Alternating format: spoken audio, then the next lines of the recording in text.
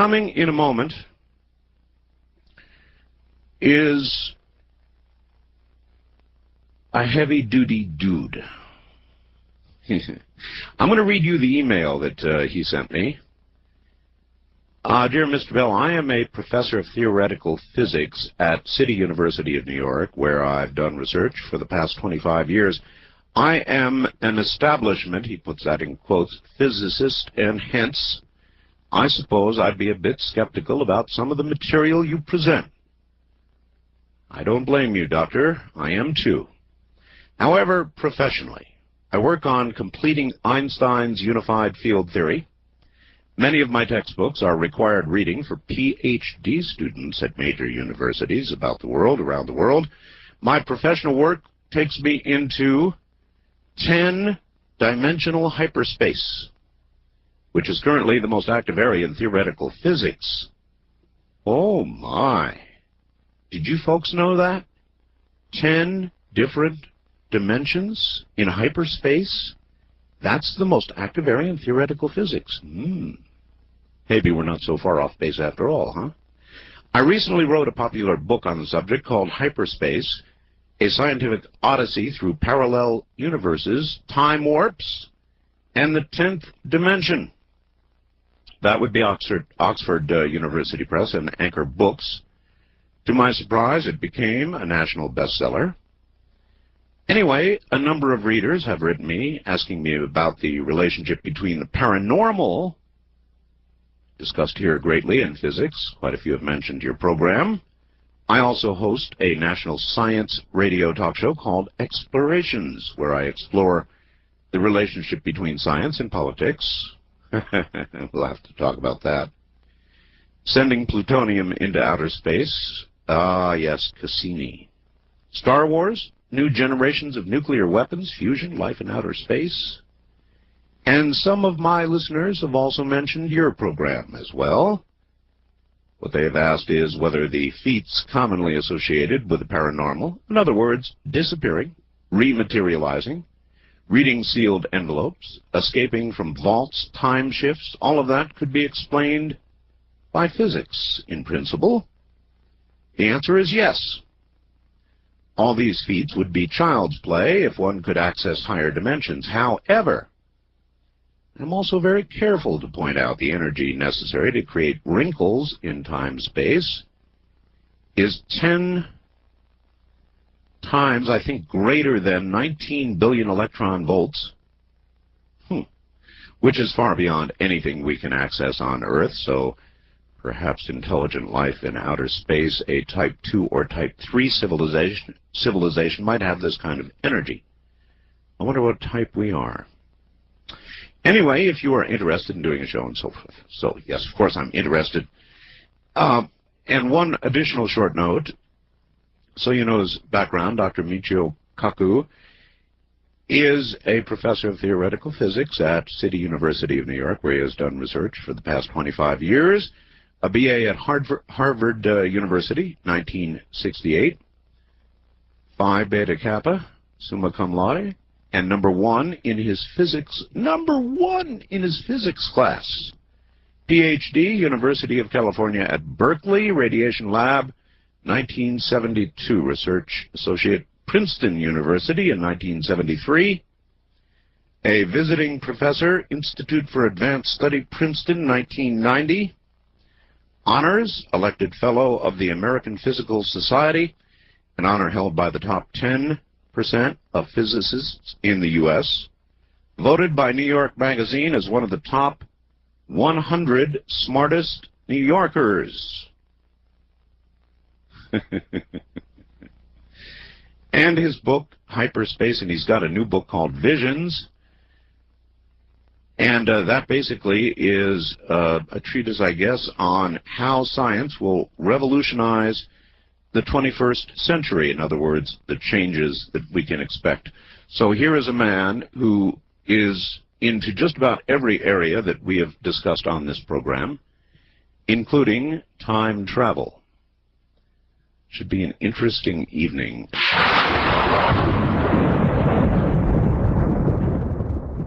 and now one of the top 100 smartest New Yorkers. Here is Dr. Kaku. Hi, Doctor. Hi, glad to be on your show. More than happy to have you. You're into all sorts of things that I am interested in, and I am surprised that I have not before heard your name, and I just don't know how I've missed you. I should have run into you a long time ago. Higher dimensions, Doctor, we have talked many, many times about other dimensions as explanations for all kinds of things.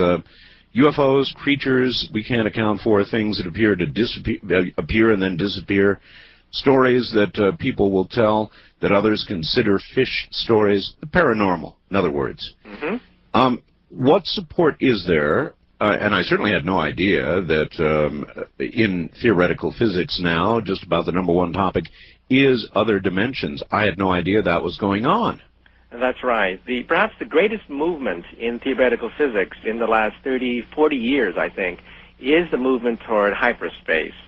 You see, the goal of physics is to attain the holy grail, an equation 1 inch long, which would explain the 4 fundamental forces that govern the universe. We have gravity that holds us to the Earth. We have electricity and magnetism that lights up our cities and illuminates the cosmos. And we have the 2 nuclear forces that lights up the stars and the galaxies. And yet these 4 fundamental forces don't look anything like each other at all. And for many, many decades, the greatest scientists of the century, Einstein and Heisenberg and Pauli, have tried to fit these 4 jigsaw puzzle pieces together, and they wouldn't fit. Now we physicists realize that if you simply go to a higher dimension, that is to 10 dimensions, you have enough room in which to fit all 4 fundamental forces into a very simple equation. These equations, by the way, are pages and pages long, and they collapse to an equation just a few inches long if you go to 10-dimensional hyperspace with little strings vibrating in them. Now, this is such a fantastic development. Already about 10,000 papers have been published in nuclear physics journals, including Nuclear Physics, Physical Review Letters. You go to any modern research center at Harvard, Princeton, Caltech, MIT, and they're just books and books. In fact, my books are in fact, the Bible on this subject. I wrote the basic textbooks for the subject. But the average person doesn't know about this. Including me, so let me stop you right away and ask you, you're talking about 10 dimensions. I know of 3. I can see 3 or experience 3. And I can't even imagine what the 4th is, much less the 10th. Yeah, if you think of the 4th dimension being time, Einstein gave us a 4-dimensional way in which we can visualize the universe, right? However, we realized that Einstein didn't go far enough, and he spent the last 30 years of his life beating his head against the wall at Princeton, trying to find a theory that would explain galaxies, the stars, the Big Bang, as well as the lilies of the field and chemistry and perhaps even love.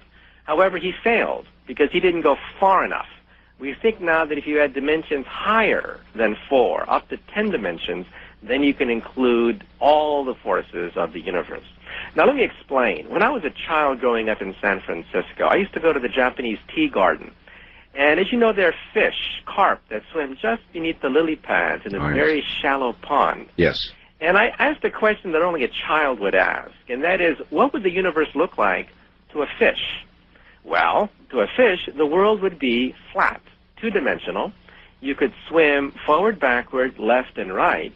But anyone who said there's a direction called up, outside the lily pads, outside the universe, would be considered crazy, would be considered a lunatic, somebody that has to be sent to the loony farm. However, I once thought, what happens if you reach down now and grab one of the fish? Lifted the fish into hyperspace, the 3rd dimension. Right.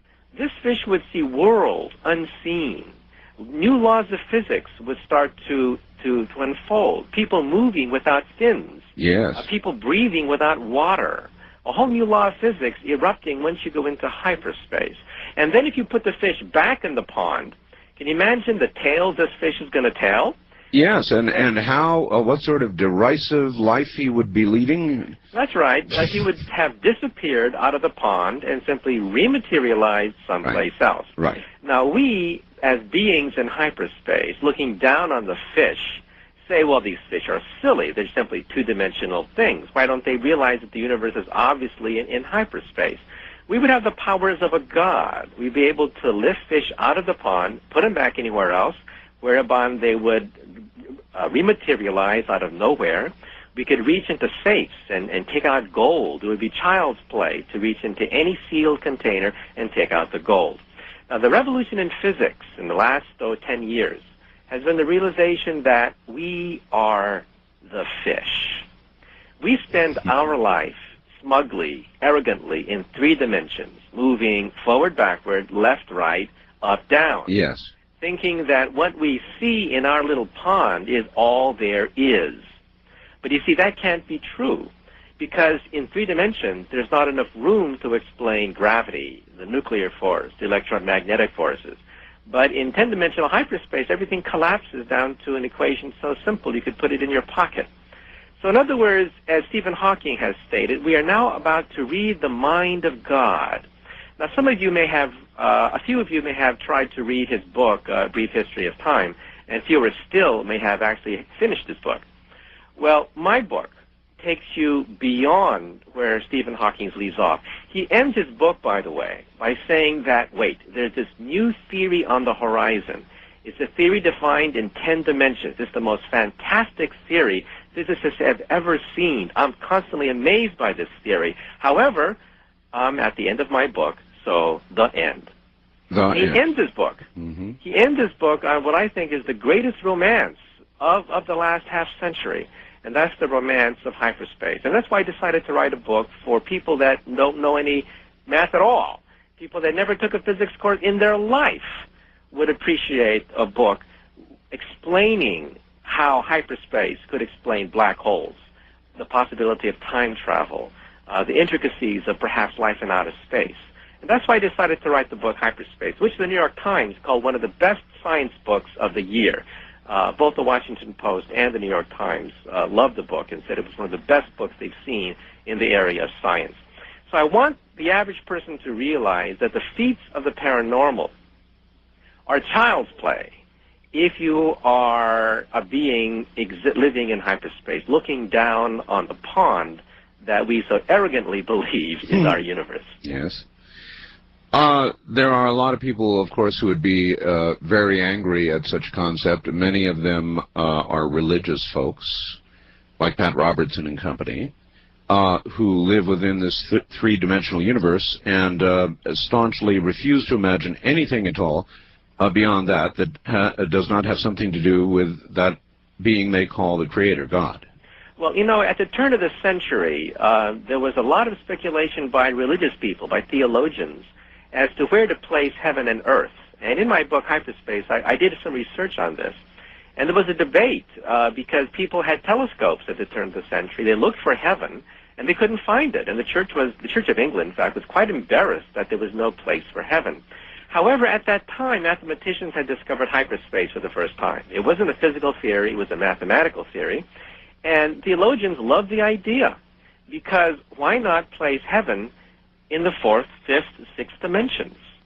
You couldn't see it. It'd be all around you, just like the pond. You know, the hyperspace touches every single point of the pond, and it would be everywhere, and that's a place where you could put heaven, or for that matter, ghosts, because anyone who lives in hyperspace could easily go right through walls, go right through safes and banks, and reach into people's most treasured places in their house with ease, because they are simply looking down on the pond, you see. Now, I'll be very frank about this. I'm a physicist, and, you know, I have computers, and I have access to government funding and so on and so forth. I don't expect anyone in their garage to be able to build a machine that could punch a hole in space and leap out of the pond, because I can also calculate the energy necessary to do this. And this is the catch. You probably wondered, where's the catch, right? Well, all right. Good. A catch. We're at the bottom of the hour, and the catch is we've got a break. And all right, Dr. Kaku, welcome back.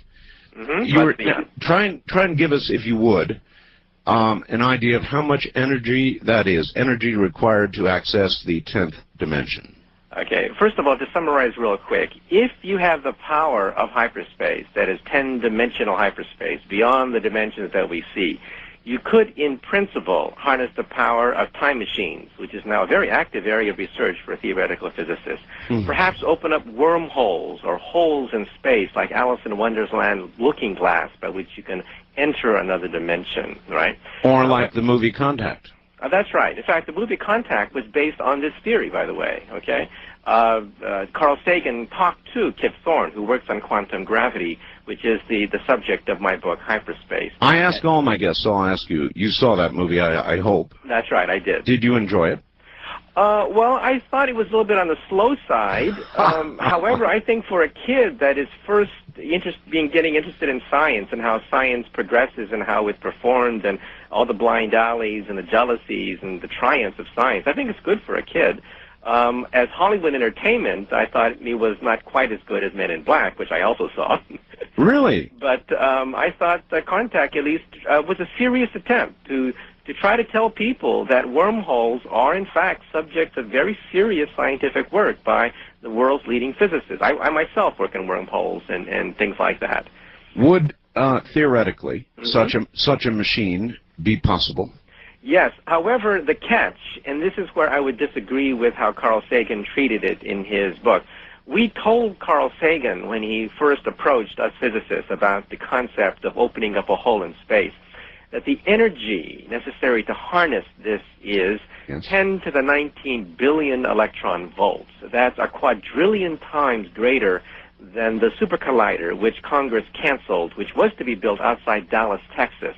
It was supposed to be the biggest scientific machine ever built in history, bigger than the... I'm sorry, I missed the figure. How many times greater than the super collider? A quadrillion. It was to be a quadrillion, to make contact with aliens via a wormhole would require a quadrillion times more energy than the super collider. So it's not for any basement inventor to come up with a time machine or a wormhole machine. However, we physicists have also looked into outer space, and this is what we also told Carl Sagan, that perhaps Type 2 or Type 3 civilizations in outer space already have this energy and already are using it to go between galaxies. All right, let me slow you down and ask you, what's a Type 1? Are we a 1? No. A Type 1 civilization is a truly planetary civilization. They control the weather. They control earthquakes. They get the energy from the center of the Earth. Anything planetary is theirs for the taking. We're a 0. Yeah, we're 0. Type 2 civilization harnesses the power of a star. So in other words, when Junior wants to borrow the rocket ship for a hot date, the father says, okay, put a white dwarf inside the gas tank and you can take off. Okay. So Type 2 civilizations gouge out chunks of the sun for their power. Just you would scoop pieces of sun into their engines. A Type 3 civilization is galactic. They harness the power of an entire galaxy. Now, we're Type 0 because our energy source is not the galaxy, it's not a star, it's not even, the center of the Earth. Our energy source is dead plants. Oil. Yes, dead plants, oil, right. What probability do you assign to the possibility of there being any other types, period? Well, every physicist I've talked to, okay, and, I'm very well established within the physics community, right? Everyone believes that there is intelligent life in outer space. It would be arrogant of us to think that we're the only ones, okay? There's so many stars in the galaxy, so many galaxies that we can photograph.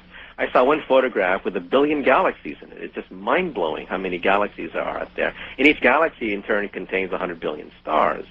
Now, where we differ among physicists is whether or not they've actually visited us, okay? Now, when a Type 2 or a Type 3 civilization would visit us, it's not going to be Captain Kirk coming out of his Enterprise, because that's the most inefficient way, as I point out in my book, Hyperspace, to colonize the galaxy. What you would do is you would send probes out that are self-replicating. They would land on a moon, which has very little gravity. They would then mine the moon and make copies of themselves, millions of copies of themselves, and these would then rocket off into new star systems, and then they would land on a moon, and it would start all over again. So starting from one probe, you could get trillions of probes and explore the galaxy at the speed of light. Nanotechnological work. That's right. This is using nanotechnology. That's the movie 2001. Everyone asked, what the hell was that monolith in 2001? That was called the von Neumann probe. Of course, Kubrick never mentioned that, but we physicists are the ones who invented it.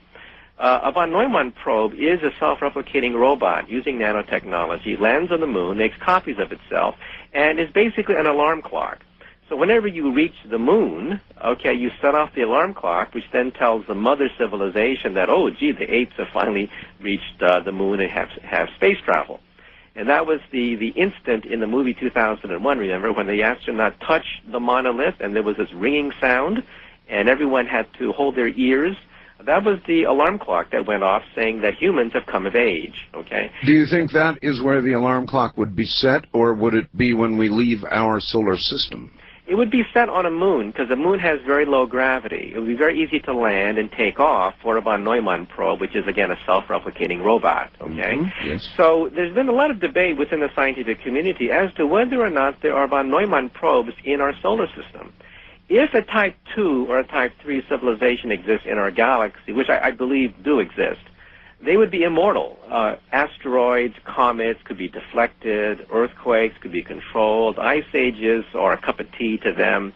Even a supernova would be no problem at all because they could build a space ark or even dampen the nuclear fires of a supernova. So they're immortal. They would last forever. Okay, there are many people, Doctor, who believe that there have been on this Earth civilizations that have come and gone through Earth changes. Well, that cannot be ruled out because we became intelligent within a span of 2 million years. So in other words, how frequently does a Type 0 take the leap and become a Type 1? Well, it would take for a Type 0 civilization like ours about 200 years or so to attain Type 1 status. In other words, to have a real Buck Rogers type civilizations with, mile-high cities and, mining the oceans and stuff like that.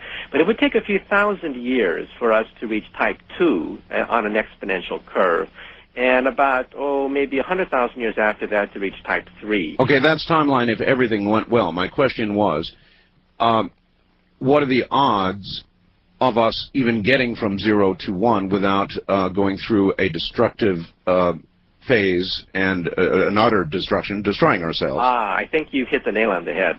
The reason why there are not that many of these things out there is that many Type 0 civilizations discovered element 92.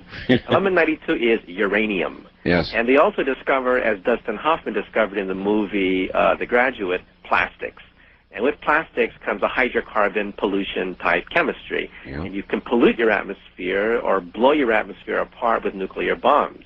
My mentor, by the way, was Edward Teller, who designed the hydrogen bomb, and most of my professors are the ones who built the atomic bomb and built our nuclear arsenal. Most of them are friends of mine.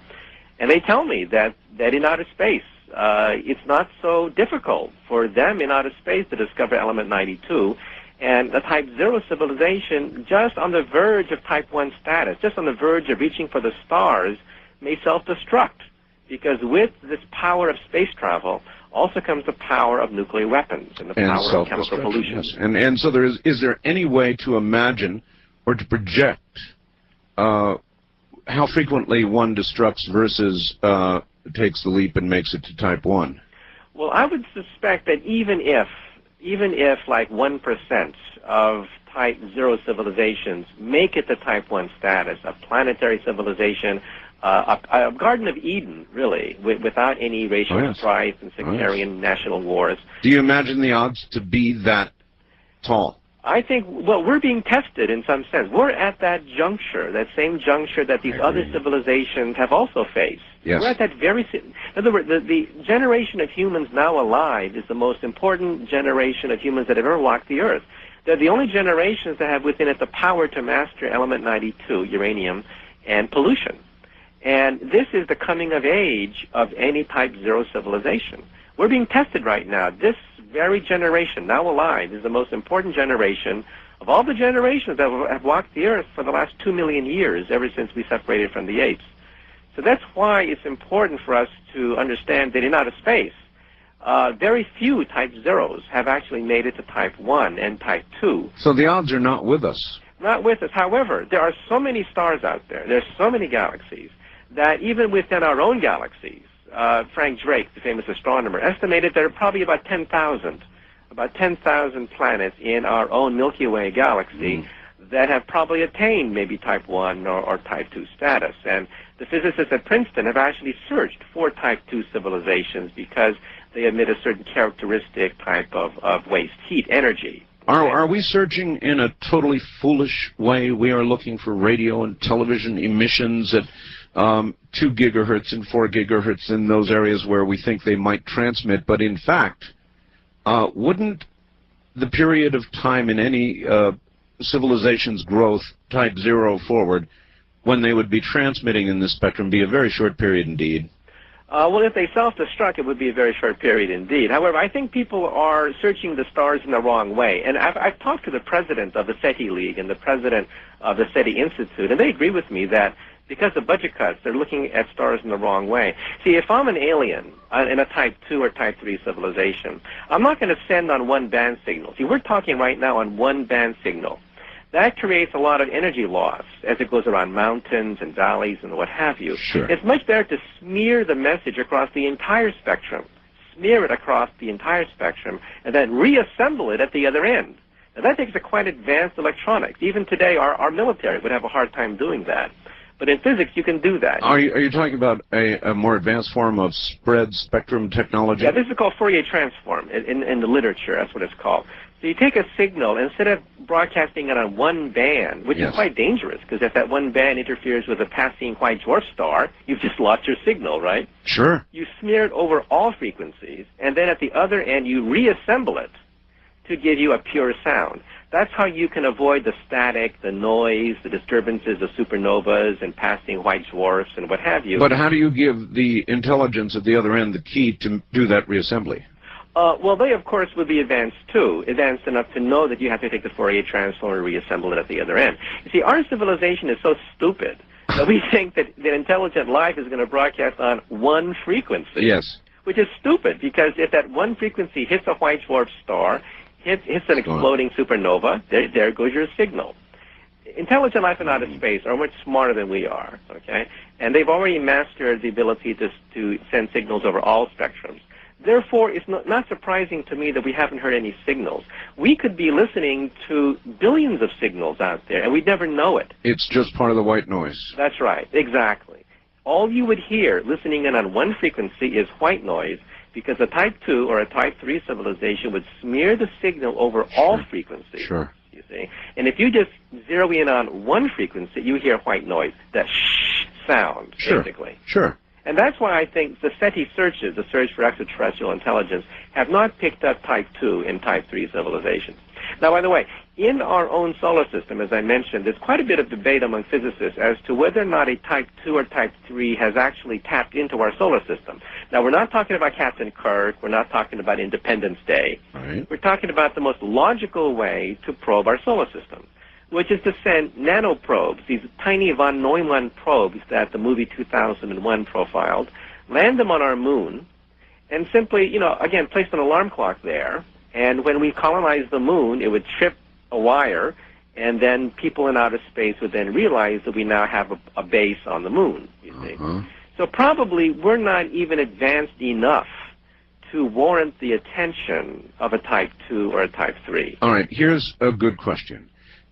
As we approach this juncture point, and I surely agree with you on that, we are at that point now, is it logical to presume that a type 1 or type 2 civilization would step in at a critical juncture and show us how to avoid becoming somewhere in the minus column, in other words, blowing ourselves to bits? Would they likely step in? Would they have evolved that way? Yeah, I've often asked myself that question. You see, most physicists I've talked to look at the question as, well, if you walk down the street and you meet an anthill, you go down to the ants and say, I bring you trinkets, I bring you medicine, I bring you nuclear weapons, I bring you mathematics, computers, I bring you a golden age, or do you step on a few of them? Well, of course, if you're a type 2 civilization and can harness the power of a star, and you meet this puny type 0 civilization, you may just want to step on a few of them. However, I agree with you. I would think that a type 2 or type 3, knowing how precious life is, knowing how much struggles it takes to go between type 0 to type 1 to finally attain type 2 status, they may take a shine to us. and they may realize that it's so precious to have life and to have a civilization that can love and aspire and dream, that they may want to interfere a bit. Yeah, the presumption is that they have turned that magical corner, and they would then want to assist where they could others to do the same to promote life because of the sanctity of life. Yeah, and they would probably do it quietly, because they wouldn't want to scare people. I mean, you don't want to go down to the ants and scare them, right? They would probably do it indirectly, right? But, my point is that a lot of physicists I've talked to about these things say the problem is that, the distances are so far between stars. It takes many, many years to go just to the nearest star with a starship, right? Correct. But you see, with hyperspace, with this new theory that we're talking about, 10 to the 19 billion electron volts, which is the energy necessary to build a time machine or to open up a hole in space, is child's play for these people, okay? And they wouldn't even need flying saucers. Flying saucers is something out of the imagination of the 50s. They would simply open up a gate. You saw the movie Stargate, right? You bet. Well, again, the movie Stargate was based on the work of physicists. It's based on this theory. There are all these movies, by the way, based on this theory that most people don't even know what this theory is. It's a theory beyond Einstein. It's called superstring theory, and it's a theory in 10-dimensional hyperspace, which is a theory of quantum gravity. Anyway, in the movie Stargate, they find this ring, which allows you to walk through it into another dimension, into someplace far away. That actually comes from Einstein's theory. Einstein looked at black holes and thought that anyone who fell into a black hole would die because a black hole was basically a point, a dot that had infinite density. Yes. Well, Einstein was actually wrong on that point. We've seen 12 black holes now in outer space. The Hubble Space Telescope, the Large Array Telescope, has photographed 12 of them in space now. Have they positively identified them as black holes? That's right. The escape velocity is the speed of light, so by definition they're black holes. So in other words, nothing can escape them. Their escape velocity is the speed of light. Now, they're spinning, and they spin very rapidly. And in 1963, mathematician Roy Kerr of New Zealand proved that Einstein's equations, if you have a rotating black hole, show that the mass does not collapse to a dot, as Einstein thought. It collapses to a ring of fire, a ring of neutrons. Now, the ring of neutrons does not collapse because it's spinning. And it's spinning so rapidly that centrifugal force holds it apart, even though gravity wants to crush it. Okay? If you were to fall through the ring, you fall through the stargates. The event horizon. You fall through. Well, the event horizon is actually something else. The event horizon is this imaginary point, which is the point of no return. So you're actually talking about the black hole, the center of the black hole itself. Right. I'm talking about the matter itself. The black hole is not a dot, as we once thought. It's actually a ring. Okay. We photographed these disks with the Hubble Space Telescope. Beautiful photographs, by the way, that you can access on the web. All right. This is fascinating. Doctor, we've got to pause here at the top of the hour. Now, back to New York and Dr. Kaku. Doctor, so a black hole, then, is not a dot in space or a blob in space, but rather a circle. That's right. The old theory that you see in textbooks written for children, yes, that's all wrong. Most of these textbooks for kids are written by science hacks rather than physicists. And physicists know that these black holes rotate very rapidly. The Hubble Space Telescope is now clocked M87, rotating at 1,000,000 miles per hour. That is the velocity of this rotation, in which case the matter is not going to collapse to a point. It'll collapse to a ring, a very fast rotating ring of fire, actually made out of neutrons.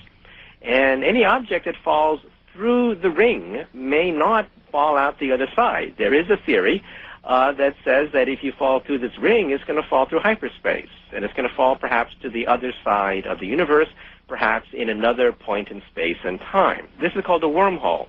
Now, people have a hard time understanding wormholes, so let me give you a simple example. When you were in elementary school, your teacher told you that the shortest distance between 2 points is a straight line. Yes. I mean, you couldn't pass elementary school till you told the teacher that a straight line is the shortest distance between 2 points. Right. Well, that's wrong.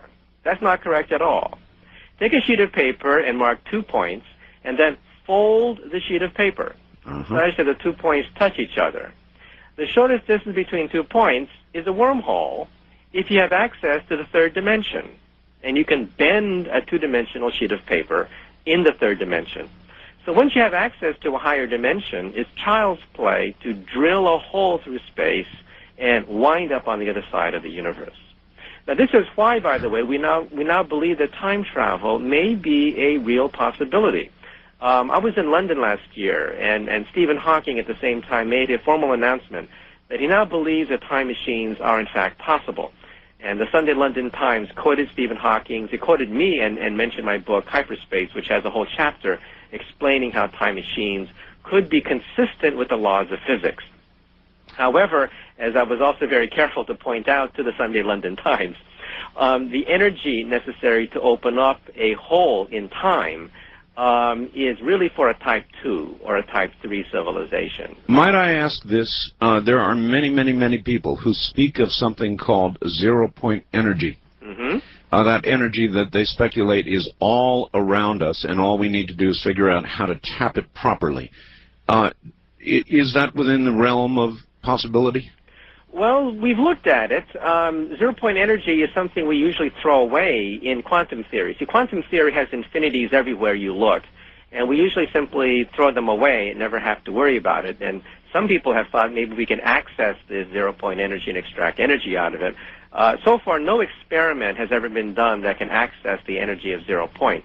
But my point is that for a civilization like a Type 2 civilization, a civilization that can harness the power of a star, like in Star Trek, by the way, the Federation of Planets with Captain Kirk and company is a typical Type 2 civilization.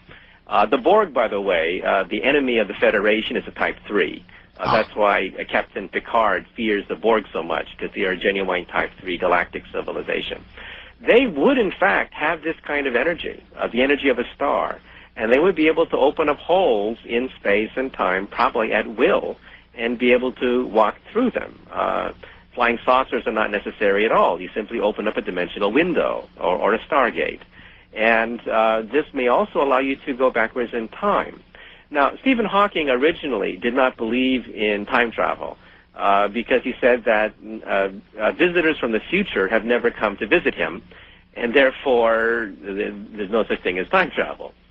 Well, he changed his mind, and he changed his mind because the mathematics is so powerful now, and now we have theories of hyperspace. We have theories that give us the ability to go far beyond Einstein now. Okay, then how do you answer the question, if time travel is possible, where are the time travelers?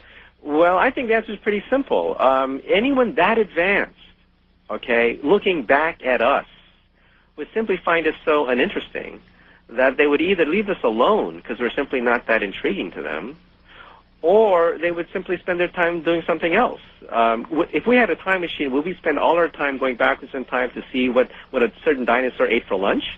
The dinosaur may find it very interesting what he ate for lunch, but we, as humans, would say, oh, these dinosaurs are so crude. Yes. You know, they're so primitive. You know, why should I care what he ate for lunch, you know, a few tens of millions of years ago, you see? You know, Professor Mack at Harvard concentrates on this whole abduction syndrome business. And is it possible that another type, 1, 2, or 3, may be occasionally plucking us from Earth as we would pluck a fish from water and toss it back in? Possibly. However, they're not going to be interested in mating with us or eating us, as in the Twilight Zone episode To Serve Man, because they're not going to have the same DNA as us. We don't like to eat rocks. We don't eat dirt. And aliens are not going to want to eat us because their proteins cannot absorb our proteins, and they may not even be based on proteins at all. Comforting. So, and they're not going to want to mate with us, just like, you know, I'm not going to want to mate with a lobster because lobsters and I are two different species separated by about 500 million years of evolution. So I have no interest in mating with lobsters. So aliens from outer space are also going to have very little interest in abducting Earthwomen, even if they are easy, as one movie claimed. For the simple reason that we're not made out of the same DNA. They're not going to want to mate with us. Star Trek, on the other hand, promotes the myth that, you know, we're all made out of the same DNA. But I don't think so. Well, there are many who think that the reason for the abductions has to do with DNA, as you well know, that they're trying to replenish their sinking pool of DNA, their inbred pool of DNA that is somehow weakened. Yeah, but their DNA, if they even have DNA, is going to be so different from ours, right? DNA is just one of perhaps many molecules that are autocatalytic, that is, have the capability of reproducing themselves, Xeroxing themselves, okay? And the chances in outer space of another being having exactly the same, sequence of molecules and arranged just the same way as ours is fantastically small, I think.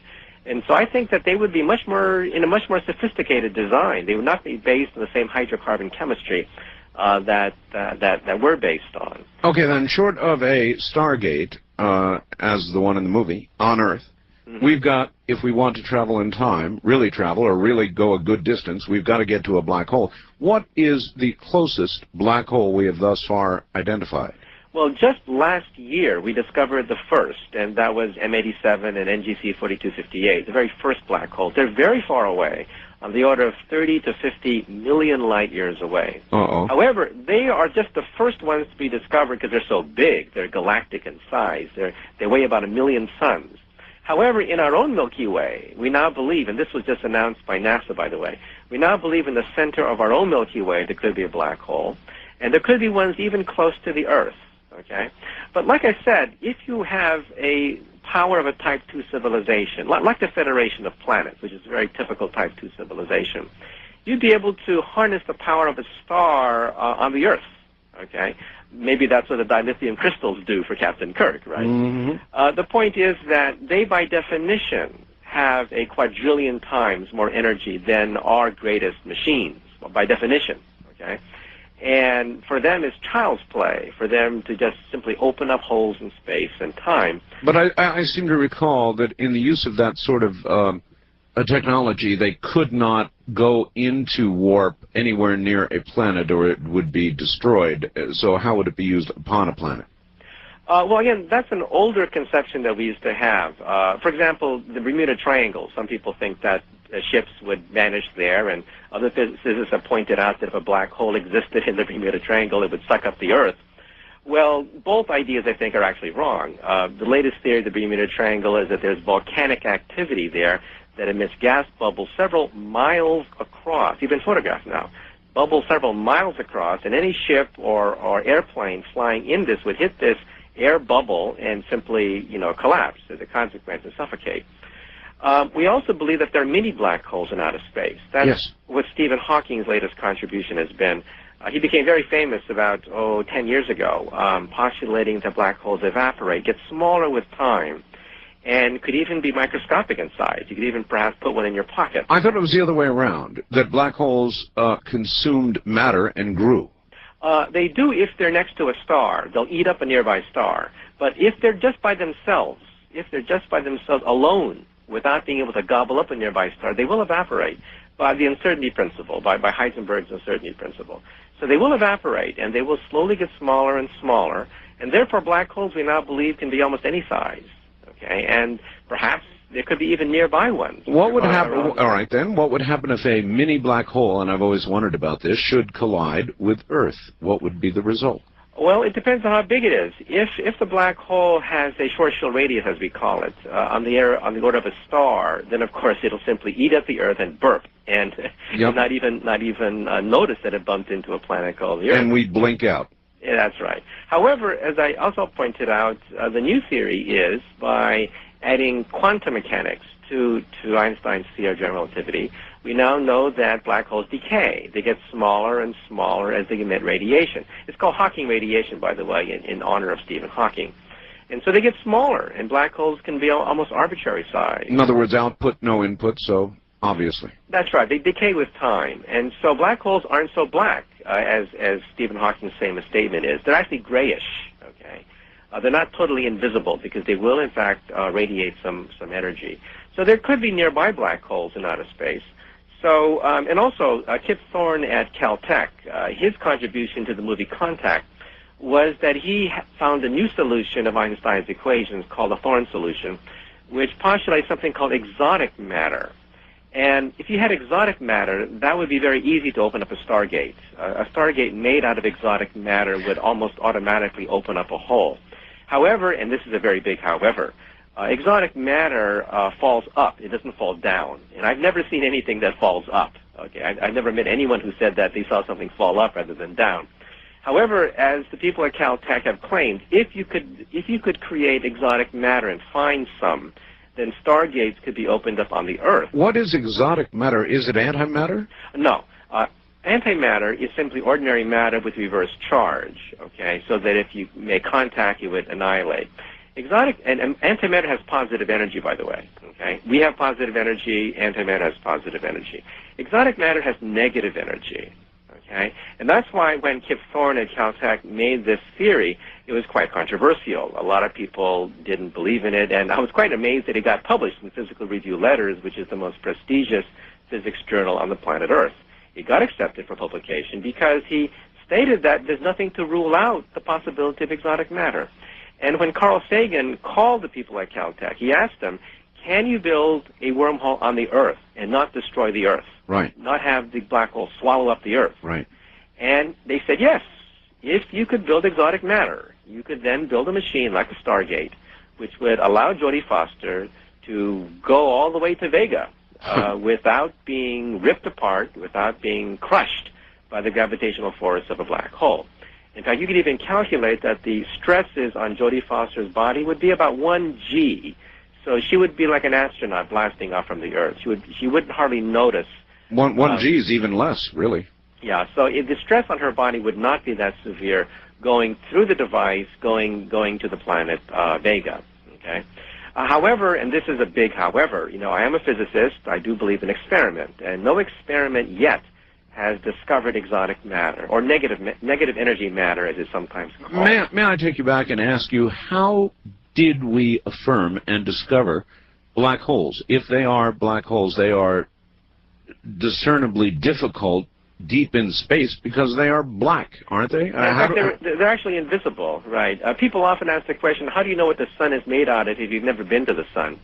And the answer is we look for echoes from the sun called sunlight. We put it through a prism, and by analyzing the rainbow, believe it or not, the rainbow of the sun, you can actually see the spectral lines of hydrogen. The same thing for black holes. Black holes are invisible, but they emit radiation. As they eat up stars, these stars circulate at tremendous velocities, and you can see this. You can see these winds traveling at 1,000,000 miles per hour, clocked by the Hubble Space Telescope. And these winds emit a characteristic energy, and we can photograph that. It has been photographed. It's on the web. You dial nasa.gov, and you can see Hubble Space Telescope pictures of black holes like NGC 4258, and you see that it is a disk. It is a rotating disk, okay? And that can be photographed. The black hole is at the center, and of course that's invisible, okay? So even invisible objects can be photographed by looking at the echoes of these things. Okay. So that is how we discovered them. That's right. And 12 of them have now been discovered definitively, by the way, no ifs, ands, or buts, okay? And we now suspect that in the Milky Way galaxy, which is just a hop, skip, and a jump, right, the center of our Milky Way galaxy, about 30,000 light years from us, there probably is a black hole. And also there's fountains of antimatter, by the way. Okay, before we get to what is a black hole? A black hole is, I thought, a collapsed star. Or galaxy, that's right. Or a galaxy. That's right. A black hole, by definition, is an object that is so massive that light cannot escape. That's all it is. By definition, an object whose gravity is so intense that light cannot escape. And you can measure the mass of M87. You can actually weigh it by using Newton's laws of motion. And you can calculate its escape velocity. This requires freshman physics. And you calculate that its escape velocity is the speed of light. So by definition, these are black holes. So the intriguing thing for us is we now have a theory that allows us to go beyond Einstein. It's a theory called superstring theory. It's a theory in 10-dimensional hyperspace. And we can now tease apart all the paradoxes that have bedeviled physicists for ever since Einstein cooked up his theory, okay?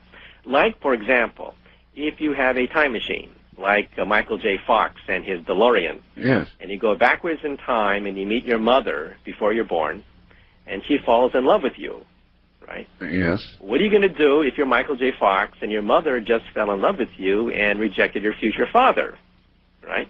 Will you disappear? Or worse, what happens if you go backwards in time and shoot your parents before you're born? Right. Paradox. How do you answer that? It's actually quite simple. The quantum theory allows for parallel electrons and parallel atoms and parallel universes.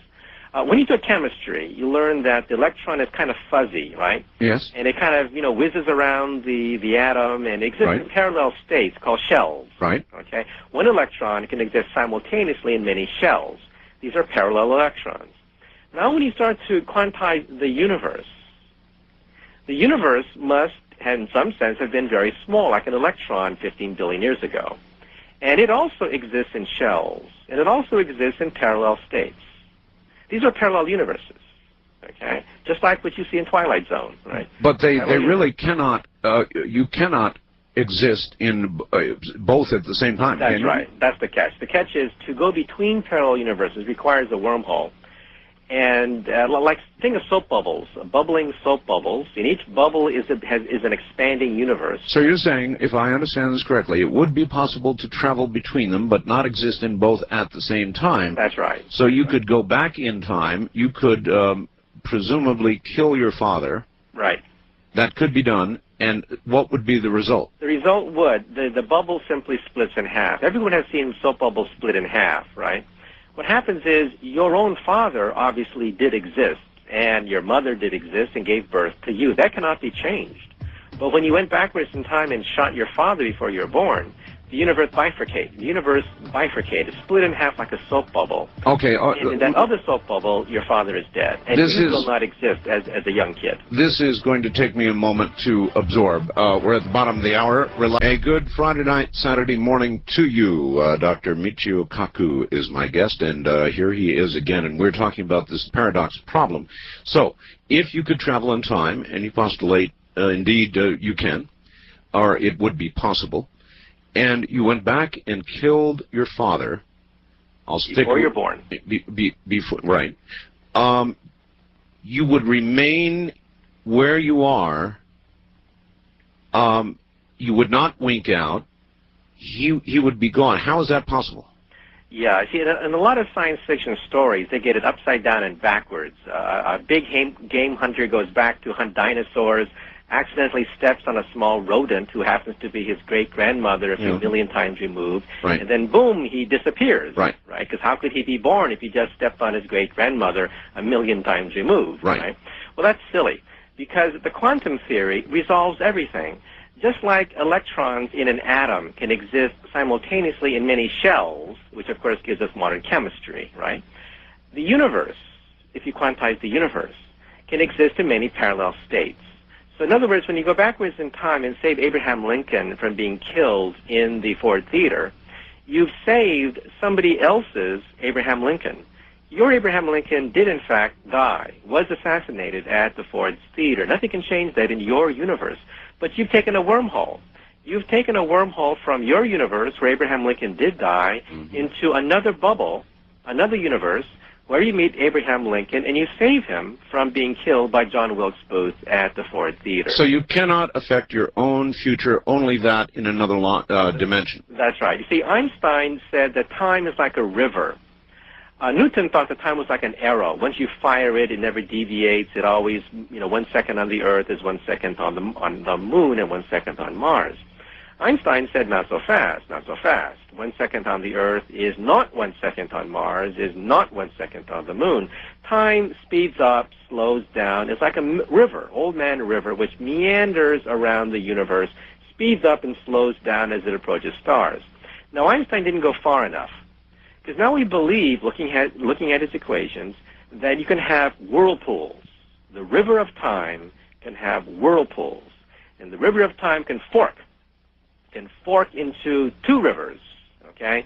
And that's what happens when you go backwards in time and alter the past. The river of time forks into two rivers. The universe bifurcates.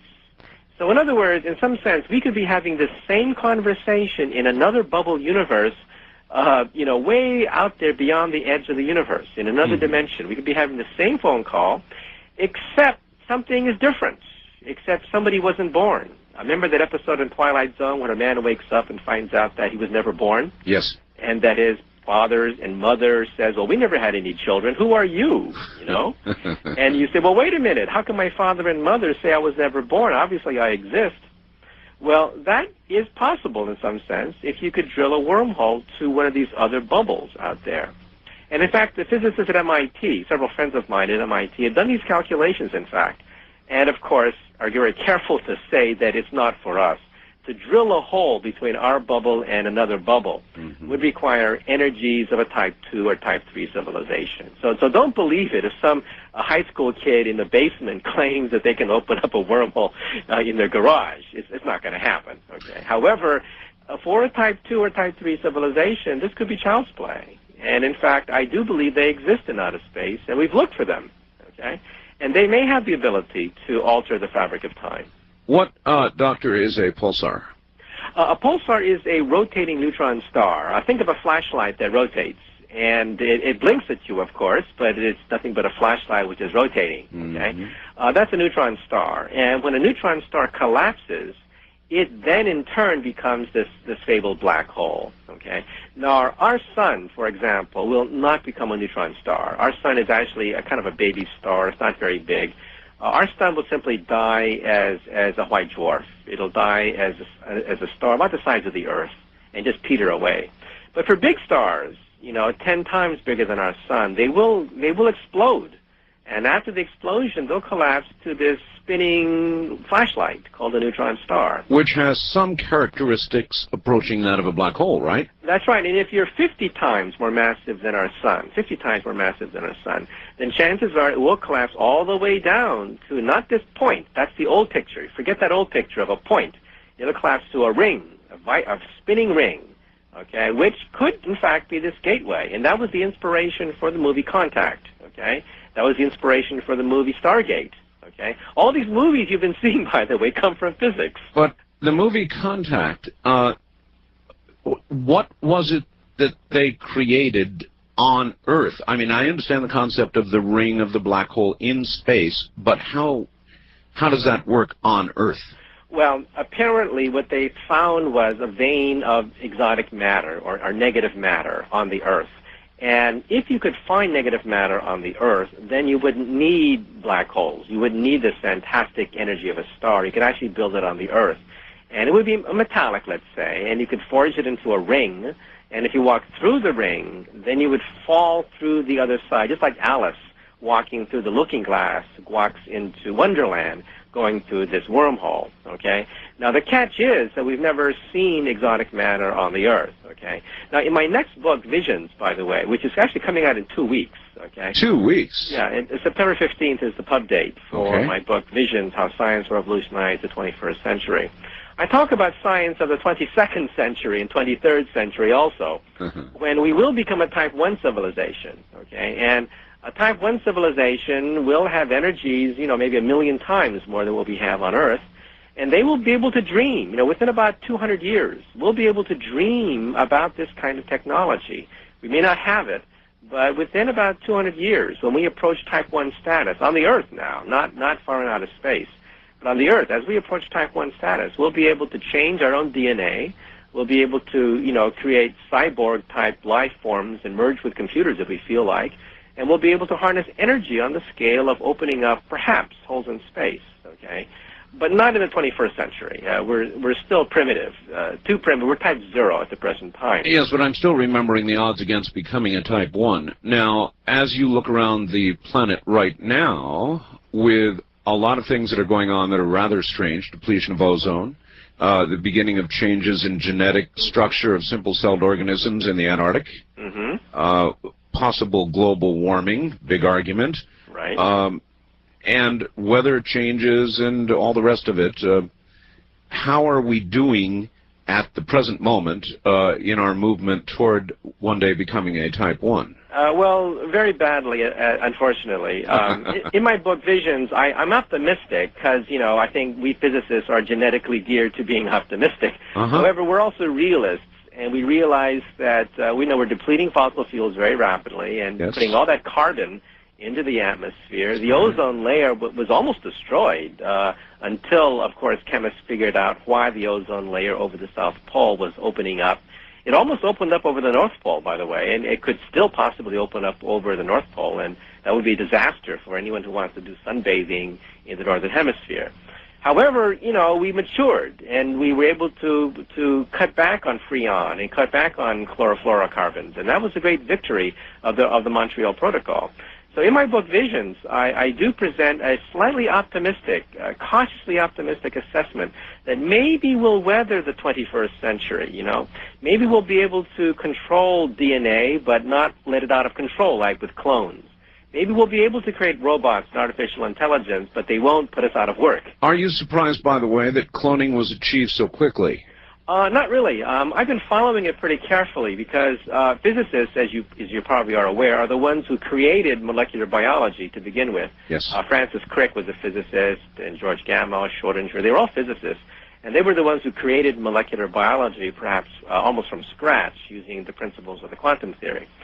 So it was almost on time that the cloning came in, and within 5 years now, most geneticists think that a human will be cloned, perhaps illegally. If not already. If not already. However, the dynamics are pretty simple. Our embryos are not that different from sheep. We like to think we're so great, right? We humans. However, at the embryonic level, we're not that much different from sheep. And so within 5 years, most geneticists think that somebody will make the attempt to do cloning.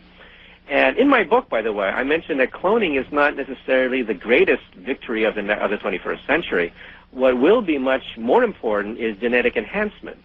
In other words, rather than Xeroxing a work of Shakespeare, we'll be able to modify Shakespeare and redo Shakespeare. Yes. And we'll have the power of a god. Usually God has that power over life and death, right? But within 20, 30 years, some of the great scientific debates will be over biotechnology. And about a third of my book, by the way, Visions, is devoted to these questions of how far can we push this technology. If I want blue eyes, you'll be able to give them to me. Well, pretty soon we'll be able to do that kind of manipulation. Already in animals, we've been able to tease apart completely the yeast genome. Bacteria have now been completely decoded, certain bacteria. Viruses have been decoded. The next will be the roundworm. Then after that, within about 3 years, the mouse. And within about 7 years, a human will be completely deciphered at the molecular level. Atom for atom, we'll know the location of all the genes within the DNA of a human being by the year 2005. By the year 2010, most genetic diseases, there are about 5,000 of them, should be decoded, or a good many of them will be decoded by the year 2010. And by the year 2020, according to most geneticists, we will have personalized DNA sequences. You'll have a little CD-ROM with your name on it, with a blueprint, how to create you. Yes. An owner's manual for you, okay, with all your genetic flaws and defects. Each of us, by the way, have about 10 to 15 flaws in our DNA. Some of them are quite bad, but of course they don't manifest themselves because they're recessive.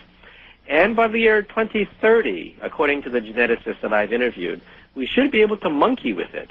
And that, of course, is awesome, We'll be able to grow organs, instead of waiting for livers. We'll be able to grow livers in the laboratory, and we'll be able to grow certain human parts. All right, well, that brings on this question then from San Diego by fax, I think, at the proper point. Art, please ask the good doctor if societies that go from 1 to 2 or from 2 to 3 face crises every bit as serious as that which you encounter as you come from a zero-state society. Does he think that these transitions would be perhaps more spiritual than material in nature, which leads to the question of whose comedy is this anyway? I think that's an extremely perceptive question. On a very basic level, the transition from type 0 to type 1 is the most excruciating because all the animalistic, barbarian instincts given to us from evolution, caveman instincts, are still with us.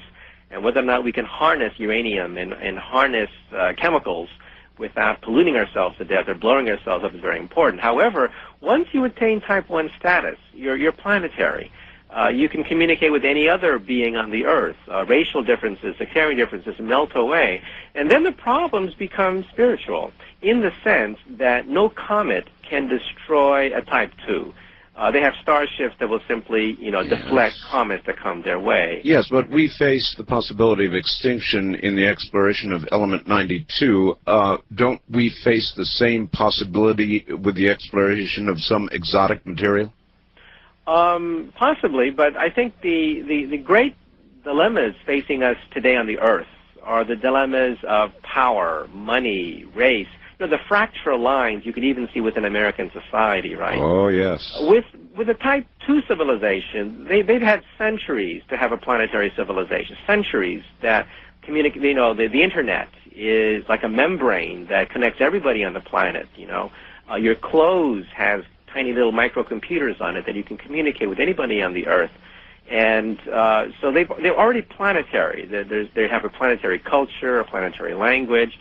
And what could destroy them is not ice ages, because they can just change the weather by definition. Their problem is not the sun petering out, because they can control powers to the sun. Their problem is going to be spiritual. They're going to wonder, what's it all about? I mean, they're going to wonder, well, should we explore outer space? We have the capability of conquering solar systems, but why? Why should we, Do you have an answer to that question? I think that we are evolved from wanderers because of the last several ice ages, and we were forced to wander on the Earth. It's genetically programmed in our genes that we wander, and I think that as we approach the ability to control our own DNA, which we'll have within 50 to 70 years or so, we'll keep that instinct alive. We're not going to want to tamper with that instinct to wander around, and see new worlds. So I think that even if we attain Type 2 status within a few thousand years now, Type 2 status within a few thousand years, we'll have that spiritual quality of curiosity. We'll wonder, what's behind the universe? Is there a meaning to the universe? What about God? What about the origin of the Big Bang? They'll have so much knowledge about how the Big Bang took place and how the universe evolved. But they'll wonder what happened before then, or what does it all mean? Well, our technical evolution, Doctor, does not seem linear. I mean, if you look at where we've come in the last 10, 20, 30 years and then project back, it seems very nonlinear. It seems exponential. That's right. So when you project the current rate and it continues exponentially, it might not be as many thousands of years as you're talking about, or will it be? It'll still be thousands of years, because to reach the energy of a star, you might think would take millions and millions of years for our economy growing at 3% GNP. A 3% GNP rate would take millions of years to reach the power of a star. But actually, if you do the calculation on a slide rule or a calculator, you'll realize that within about 200 years, we'll attain planetary power, power to control the atmosphere, power to control earthquakes. And within about 1,000, 2,000 years after that, on an exponential scale of 3% GNP rising per year, we'll approach the capability of manipulating small stars within that period of time, So because we are growing exponentially at about 3%, we will have this capability, and you can calculate it, at what point we'll attain the ability to manipulate a star. And that point is the point where we can manipulate space and time. Because stars do it all the time. Stars can play with space and time. And we will have that kind of power, again, as we rise up this energy scale at about 3% per All right, year. interesting question for you. As you look back over the last, say, 50 years, have there been, in your opinion, any unnatural jumps? Well, yes. The unexpected always happens, right? Right. You see, in the year 1900, going back even farther, atoms were a mystery. We didn't know about what life was all about. We didn't know why airplanes could fly. We didn't know what made the stars shine. By 1920, we began to already figure out how atoms formed and what the atom was made out of. By 1945, of course, we built atomic bombs, and we figured out how stars generate energy. Yes. So starting from a state of almost complete superstition and ignorance in 1900, we came to an almost complete understanding of the atom by about 1945. And now the next big chapter is DNA. DNA to the 21st century will be like nuclear physics to the 20th century. So we're going by leaps and bounds, you know, and 20 years ago, no one knew exactly how the DNA was put together. So can now somebody we have almost a complete understanding of viruses and yeast. Right. So can somebody hypothetically suggest there's been intervention? Well, you can always make a case for it. Well, look, I'm a physicist, and a physicist, by definition, works with what is reproducible. Mm-hmm. I get calls all the time asking about whether or not miracles or angels can exist. Okay? Mm-hmm. Mm-hmm. And I'll be very frank. We only work with what is reproducible in the laboratory. Unless you can capture an angel and allow it to be studied, you know, in a friendly way, of course, we physicists simply say we don't know because it has to be reproducible. That's why miracles are outside the province of physics, because miracles happen only once. And if they happen only once, they're not reproducible, okay? So the same thing here. If there was intervention, that is, if somebody whispered in Einstein's ear, E equals mc squared, right? Yes. Or if somebody whispered in Watson and Crick's ear that it's DNA, right? It's not proteins, it's not alpha cycles, it's DNA, right? It's hard to prove, or it's hard to disprove. Hard to prove, but that's why I asked you whether you had seen any seemingly unnatural leaps, to which you sort of chuckled and responded yes, and that provokes the next obvious question. Anyway, we're at a break point, so relax. We'll be right back. Dr. Michio Kaku. All right, back now to my guest, Dr. Michio Kaku. And Dr., we've just had Los Angeles join the network. If you would just very briefly give us a definition of type 0 through 3 civilizations. Okay, a type 0 civilization is one like ours that uses dead plants or oil for energy. But a type 1 civilization, which is about maybe 200 years away from us, is a truly planetary civilization that can control the weather, mine the oceans, control earthquakes. Mm-hmm. A type 2 civilization is stellar. They can ignite stars and play with stars, just like the Federation of Planets on Star Trek. So Star Trek is a typical Type 2 civilization. Mm-hmm. A Type 3 civilization is galactic. They can control not just individual stars, but star clusters. And the Borg or the Foundation would be a typical Type 3 civilization, or like in Star Wars with the Empire. We are Type 0. However, you know, we aspire to be Type 1, and maybe one day we'll attain Type 2 or even Type 3 status. Perhaps. Here's a fact. Doctor, when I was a kid, I had an ant farm. I watched those little critters for a while and then let them go.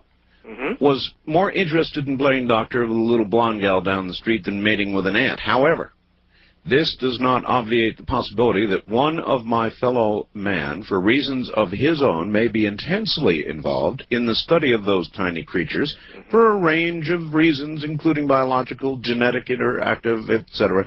We should not get into the trap of applying our own reasoning and motivations to others, no matter what class civilization they, in quotes, represent. Mm-hmm. Right. But as a physicist, I also realize that if a Type 2 civilization were to probe nearby star systems, there's so many potential ant colonies, right? Yes. That what they would do is send small robot probes. They would use nanotechnology, as I mentioned in my book, Visions, nanotechnology to build robots, small, tiny robots about the size of your fist that would land on a moon, replicate themselves by the millions, and then they would send out millions of other robot probes to other star systems, because there's so many dead planets out there. You don't want to waste your time on the dead planets. So perhaps in our solar system, there is a palm-sized device on the moon sent to us by a nearby Type 2 or Type 3 civilization that's just monitoring what's happening here on the Earth and in our solar system. Wouldn't that be monitoring other systems? Wouldn't that be the biological equivalent of a virus? Like a computer virus, self-replicating? In some sense, yeah, but they're benign. They're just listening devices that you throw thousands of them around just to listen in on what's happening, and they're self-replicating. They're what are called von Neumann probes. They are artificially intelligent. They can create copies of themselves using moon material and living off the land, and they would then colonize vast solar systems without touching and interfering with life on these systems. So it's sort of like if you have a bunch of ant colonies around there, just setting up sensors with video cameras and monitoring them, because there's so many of them, so many places that have no ant colonies at all, and just benignly observing what's out there in the forest. Okay. That's the correct way that a Type 2 or a Type 3 civilization would make contact with our solar system. And there's a lot of debate within physicists as to whether or not we've been probed.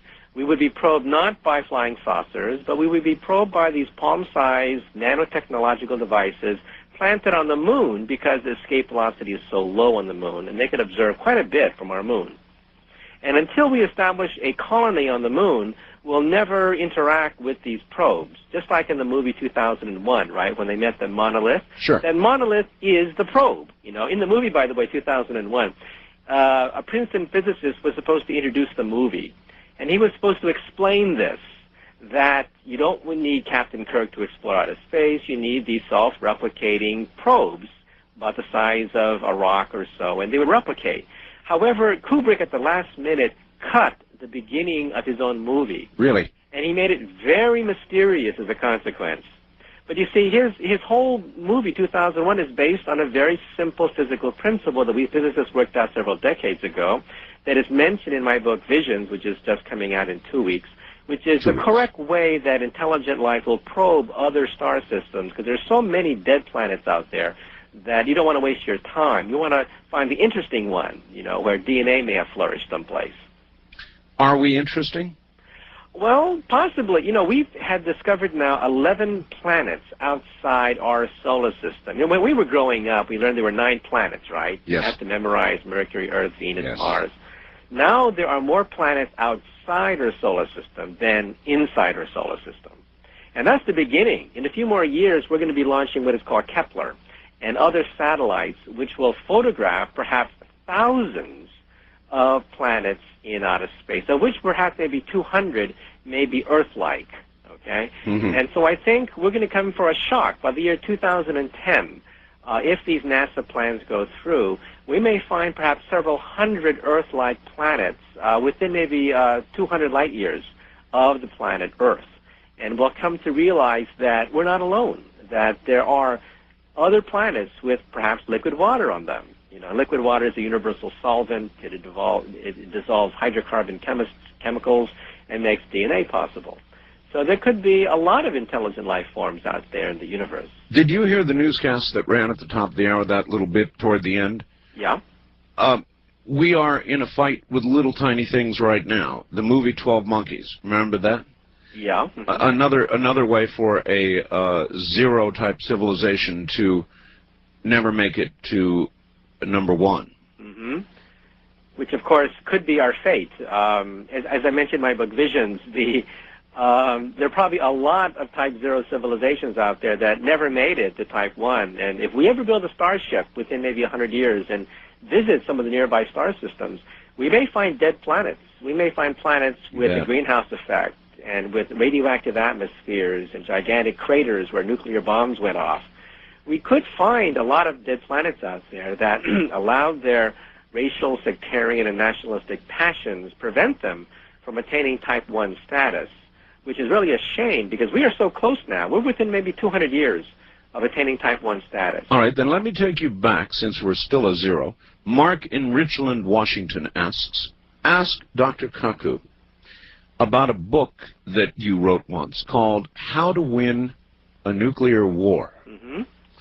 Right. Interesting, Doctor. You wrote a book called How to Win a Nuclear War. It was called To Win a Nuclear War. You see, I'm very worried that we may not reach Type 1 status. Right. And I wrote a book going through the war plans of the Pentagon, showing that, yes, indeed, I'm sure the Russians had plans, and we had plans, too, to fight a nuclear war. Sure. And they're declassified now, by the way. They are publicly available in National Archives.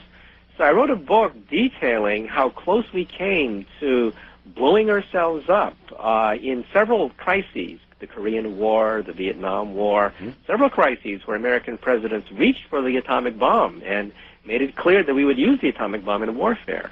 And I wrote the book because I began to realize that we may never reach Type 1 status. We may never reach the fraternity of stars and star systems out there, which probably do exist. But if we let our nationalistic passions get the way with us, Element 92 may do within, like it has probably already done in many Type 0 civilizations that reached for Type 1 status and never made it. Well, I'm curious. Everybody says such a war would be totally unwinnable. That's right. And that was the conclusion of the book. That, oh, it was? Yeah, the conclusion of the book would be that the consequences would have been enormous. Nuclear winter, the atmosphere would have been totally irradiated, the fallout would have poisoned the wells, and genetic mutations would have erupted all over there. It would have been horrible. And I go through the plan. The Pentagon itself calculated how many millions would die, on the order of 300 million people would die almost instantly in an all-out conflict with the Soviet Union. And we came much closer than our textbooks tell us about these things. I am not convinced that we are tremendously safer with regard to that possibility than we were during the Cold War years. All kinds of things are beginning to happen, and we hear that nuclear weapons now are out of the Soviet Union, in the hands of Ayatollah somebody or another, and all that sort of thing. So in a way, we live in a more dangerous world now than then. Yeah, in some sense. Yeah. My mentor was Edward Teller, and many of my friends designed these warheads. And I was in Moscow last year, and I met my counterparts in Moscow. Oh. And, they designed nuclear weapons there. There were some nuclear weapons designers there.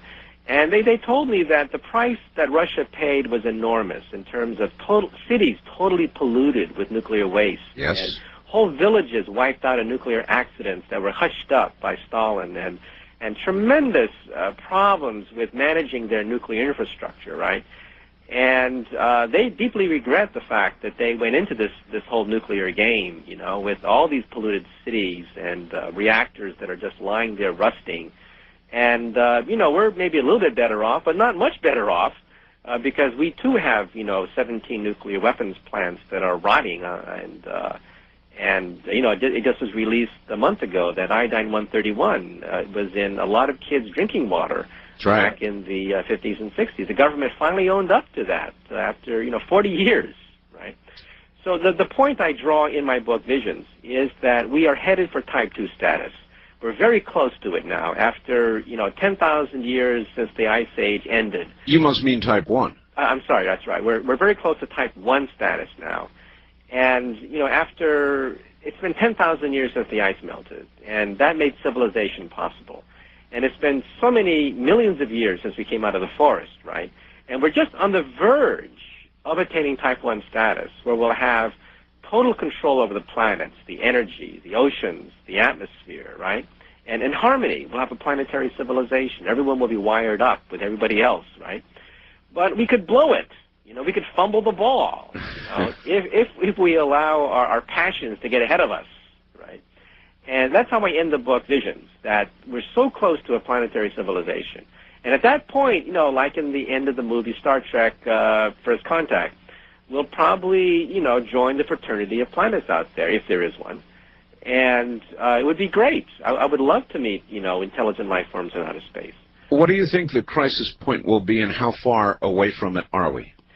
Well, the nuclear problem is still with us. Yes, because as my friends are still designing new generations of hydrogen warheads, believe it or not. And, in October, Cassini is going to go up with 72 pounds of plutonium. How do you feel about that, by the way, the Cassini launch? Yeah, I'm very much against it. 60 Minutes actually interviewed me for a segment they may air later on.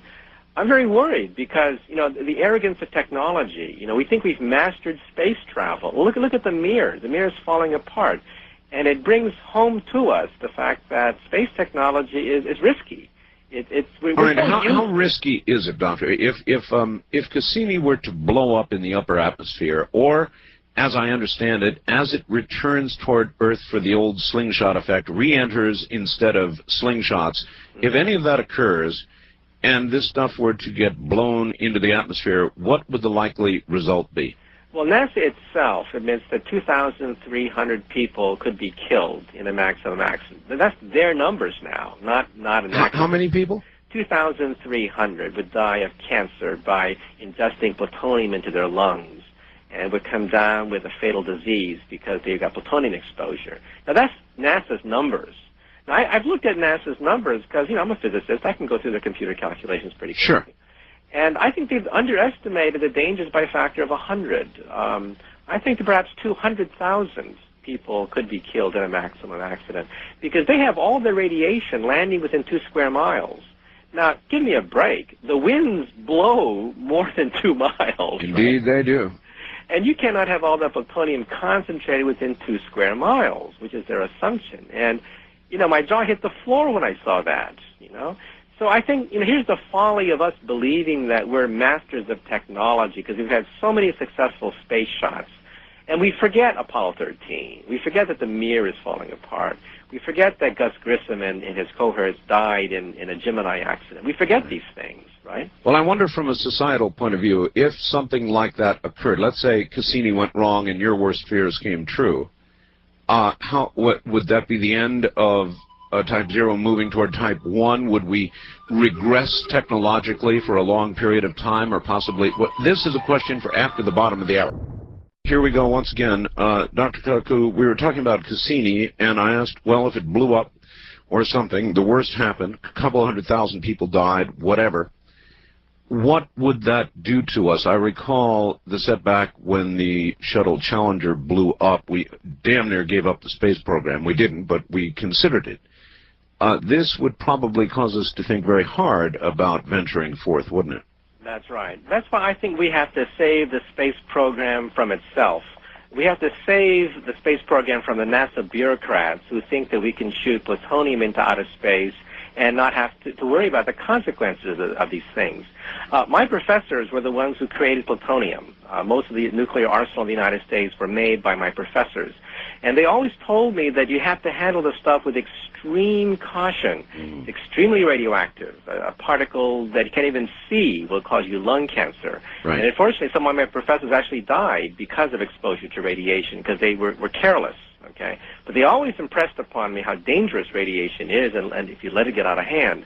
And when I was in Russia last year, talking to Russian physicists, I saw what actually happened when they let radiation loose on whole cities. Whole populations were irradiated in Russia. And I think the Cassini thing is a very bad idea. And I would even suggest that people write President Clinton and urge him to cancel this mission. Saturn's not going to go away. I want to explore Saturn. I'm a physicist. I would love to have pictures of Saturn and the rings and so on and so forth. But it's not going to go away. And if we lose Cassini and we lose a city, or if we irradiate a region of the world with plutonium, that's the end of the space program. And that would be a tremendous tragedy. It would be a backlash. I am told that only a few years more would bring the ability, even in deep space, to collect enough energy with solar technology to accomplish the same thing anyway. Is that right? NASA itself admits that Cassini is 130 pounds overweight. That's it, just 130 pounds overweight. My attitude, and that's 1% overweight. The whole thing is about 13,000 pounds. I would suggest we simply downsize it, like the Mars rover. The Mars rover has shown us the way. Small, cheap, fast, and solar. Downsize Cassini. Remove 130 pounds of equipment. Remove even more. Cassini is a Cadillac of space missions. We can send a compact, 2 compacts in outer space, rather than a Cadillac in outer space that's based on plutonium. We could send, for the same price, 2 small compacts made out of with solar power. Because we're talking about 800 watts, which is 8 light bulbs worth. 8 light bulbs worth of power. Solar could make up the difference, okay? And that's why I think we should have a safe exploration of outer space, like the rover. The rover has shown us the way. And I've gone through NASA's studies, and I simply don't believe that they understand how dangerous plutonium really is. Well, NASA, I believe, prior to the Challenger accident, estimated the possibility of a shuttle blowing up to be about 1 in 100,000. After Challenger, they were forced to reduce that to 1 in 25. That's right. In fact, 2020 gave me a list of their calculations, and they had the probability of 1 in a million for a Challenger explosion. 1 in a million? Yeah. Now, everybody knows that a chain is no stronger than its weakest link, and the weak link is the booster rocket. And the Titan IV booster rocket has a failure rate of 1 in 20. 1 in 20 is more the correct failure rate, not 1 in a million. That's some bureaucrat at NASA saying that space travel is like a Sunday picnic. Can we apply that to the Cassini launch, those numbers? I think so. The Titan IV is going to be the booster rocket for the Cassini mission on October 6th. And there are going to be a lot of people crossing their fingers and making sure they got a full tank of gasoline when that thing goes up over Cocoa Beach. because if that thing blows up, and it has a propensity to do so, 1 in 20 have blown up in the past, then they're going to take their car and hit the interstates and get the hell out of there. What right do they have to take that chance without our input? I think you hit the nail on the head. We live in a democratic society, and a democratic society can only flourish if everybody knows what the real risks are. We're not children. If the American people want to send plutonium into outer space, that's their decision. But at least they should be told that it's potentially dangerous, that they themselves admit that thousands could be killed. I suspect hundreds of thousands could be killed, okay? And they're not being honest. They're not telling the American people it's dangerous. All the press releases simply ignore mention of the fact that it's plutonium energized in outer space. Well, I have this question also about other science that is going on. For example, it was a year or 2 years ago, I can't recall, in the San Francisco area, in an effort to do an AIDS experiment, they destroyed with radiation the immune system, or what was left of it, of an AIDS patient. Is that right? And replaced it with a baboon's immune system. Oh, I heard about that experiment, right. And while it was very interesting, I thought it was also rather risky, since one might imagine that if a baboon had some sort of disease or another that could then be nurtured in a human being and then transmitted from human being to human being. I don't necessarily object to their doing this kind of work. I just want to be told about the risks, if indeed all of humanity is at risk. That's right. And I think all of us have a right to know precisely what the risks of all these space missions are. By the way, as an aside, if people want to email me, I'll gladly send them some reports that I have. My email address, maybe I shouldn't do this. Go ahead. Is mkaku@aol.com. I have another address for my university, but I keep that for my scientific correspondence with the Russians and French. And okay, that's mkaku@aol.com. Right, mkaku. Right. I think I found about a limit of 400 messages, so it'll fill up, and that's as much as you can get, but it will do that for a very long time. Good luck, doctor. Okay. All right, now, here's something for you. If the doctor thinks that Van Neumann probes are possible, why can't these probes be in the form of bacteria? That is, why couldn't these advanced civilizations, in effect, seed the universe with their own DNA? That would imply that individuals from these advanced civilizations could possibly interbreed with humans.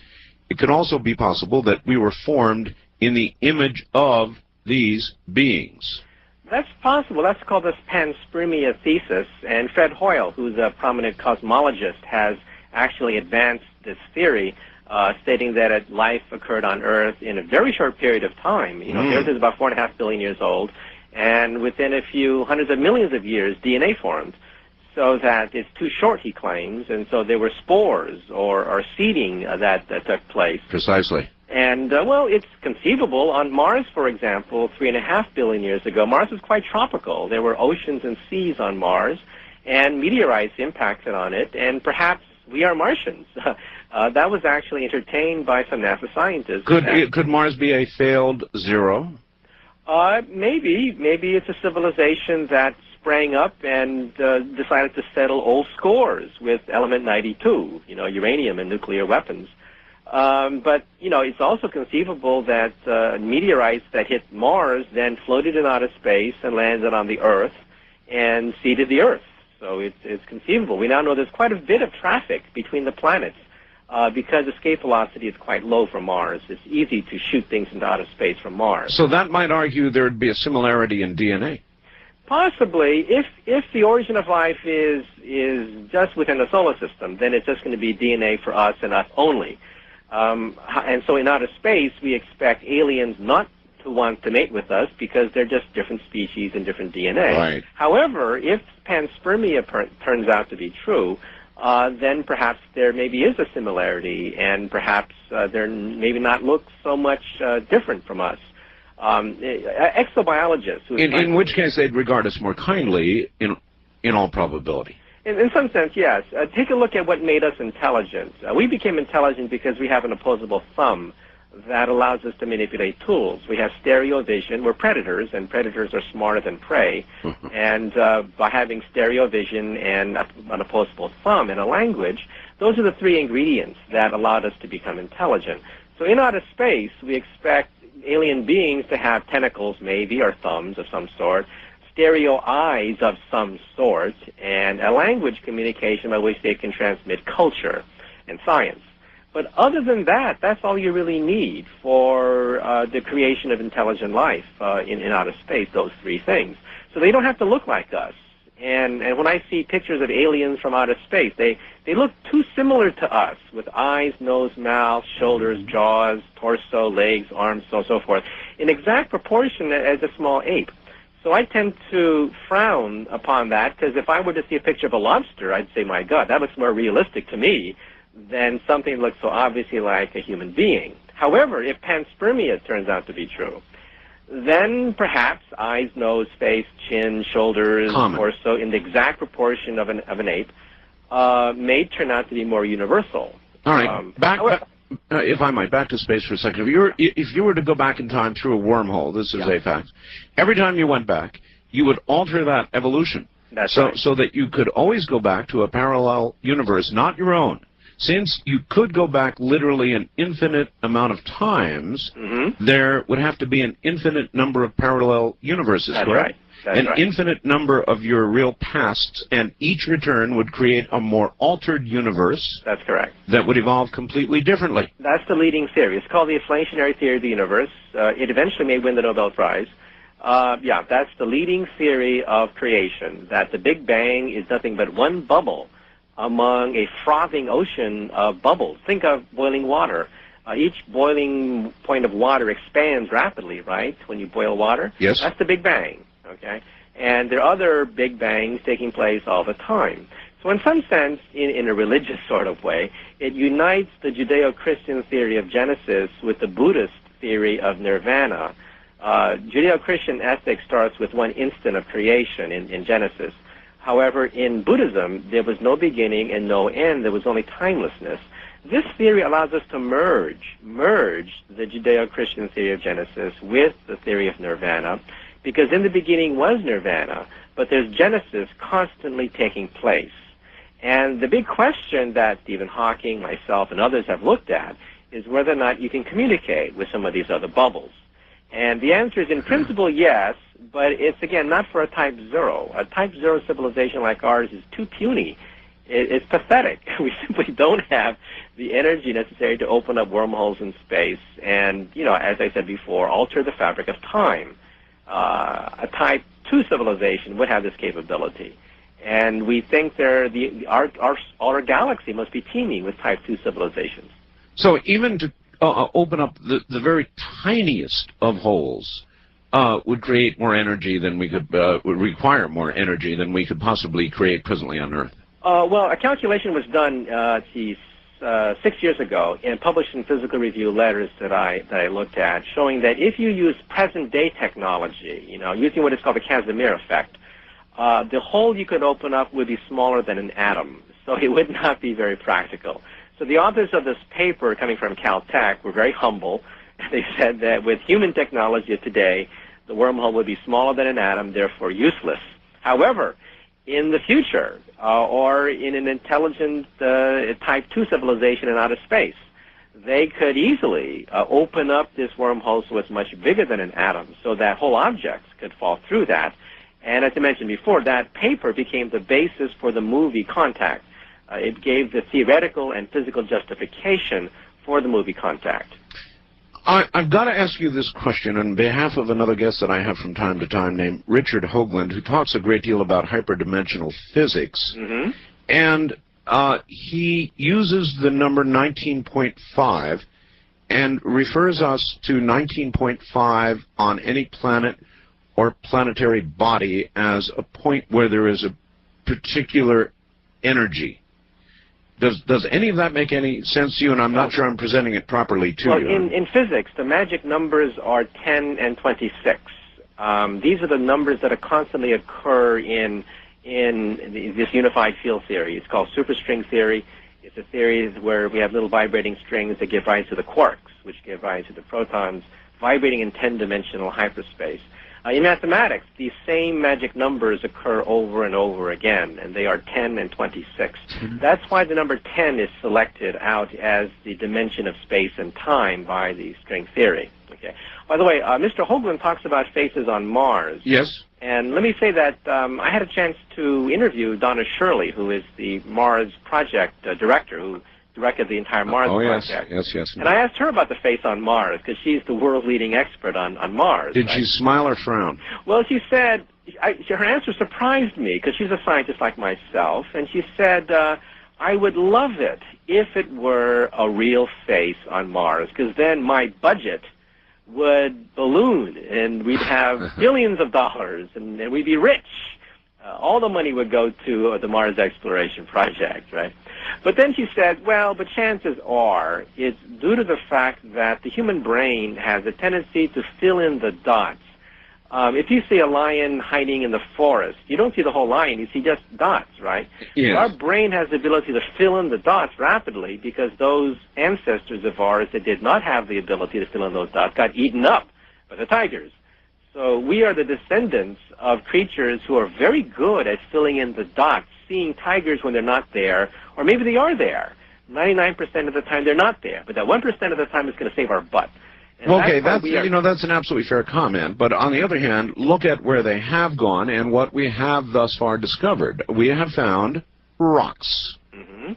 Now, why is the area where they presently have gone, which, by the way, is 19.5 degrees, why is that more interesting than something that would potentially be shown to be from some previous civilization, which would change, of course, everything?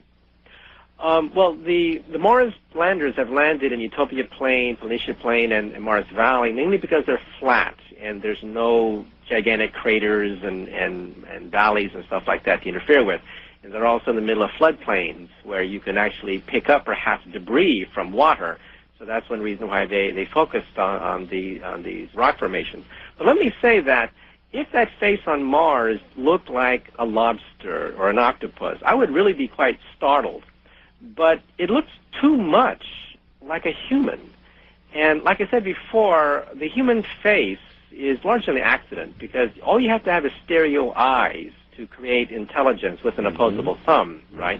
Yes. Those are the ingredients of intelligence: language, an opposable thumb of some sort, and eyes of some sort. And the arrangement of our nose, like, for example, whales. Whales breathe to the top of their head, for God's sake, and they're mammals just like us. They're very close to us. We split off from them maybe 100 million years ago. They breathe to the top of their head, for God's sake, right? So if we were to see a face on Mars that didn't look like our face, but had obviously a regular feature to it, I would be stunned. But it's too much like a human face. Oh, but then we would not have recognized it. I mean, if it were virtually some sort of crab built to be seen from space. But if it was regular, it would be astonishing. See, in the 1950s, astronomers found the letter M on Mars. It was quite a stunning thing, made quite a bit of headlines. A big M was seen on Mars, and many people say that Mars is signaling the Earth. Then other people pointed out that astronomers put pictures upside down because the telescopes invert the image, and the W shows a W. It's for war. It's not M for Mars, it's W for war. Well, it's a warring planet, right? Well, because of Viking, we now know what that famous M is now. It turns out there was a dust storm that covered the entire planet except for the tops of 4 volcanoes. Oh. And the 4 volcanoes are aligned exactly like an M. The 3 things in a row and the base of the M. So we now can explain why there was this M marking on Mars seen about 1952 or so by astronomers with our telescopes, you see. So that was startling because it wasn't a human face. It was regular, and it immediately sparked interest that it was intelligent life signaling us, Earthlings. So if I were to see something like that on Mars, that to me would be more convincing than a human face. I understand. I want to ask you about this. We're going to go to the phones next hour, but very quickly, very little time, the Brookings report, which virtually suggested the group most disturbed by extraterrestrial contact would be you guys, scientists.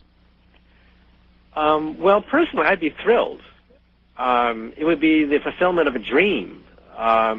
But it would disturb paradigms. It would turn over careers that are based on, you know, grant money that comes from certain theories being so.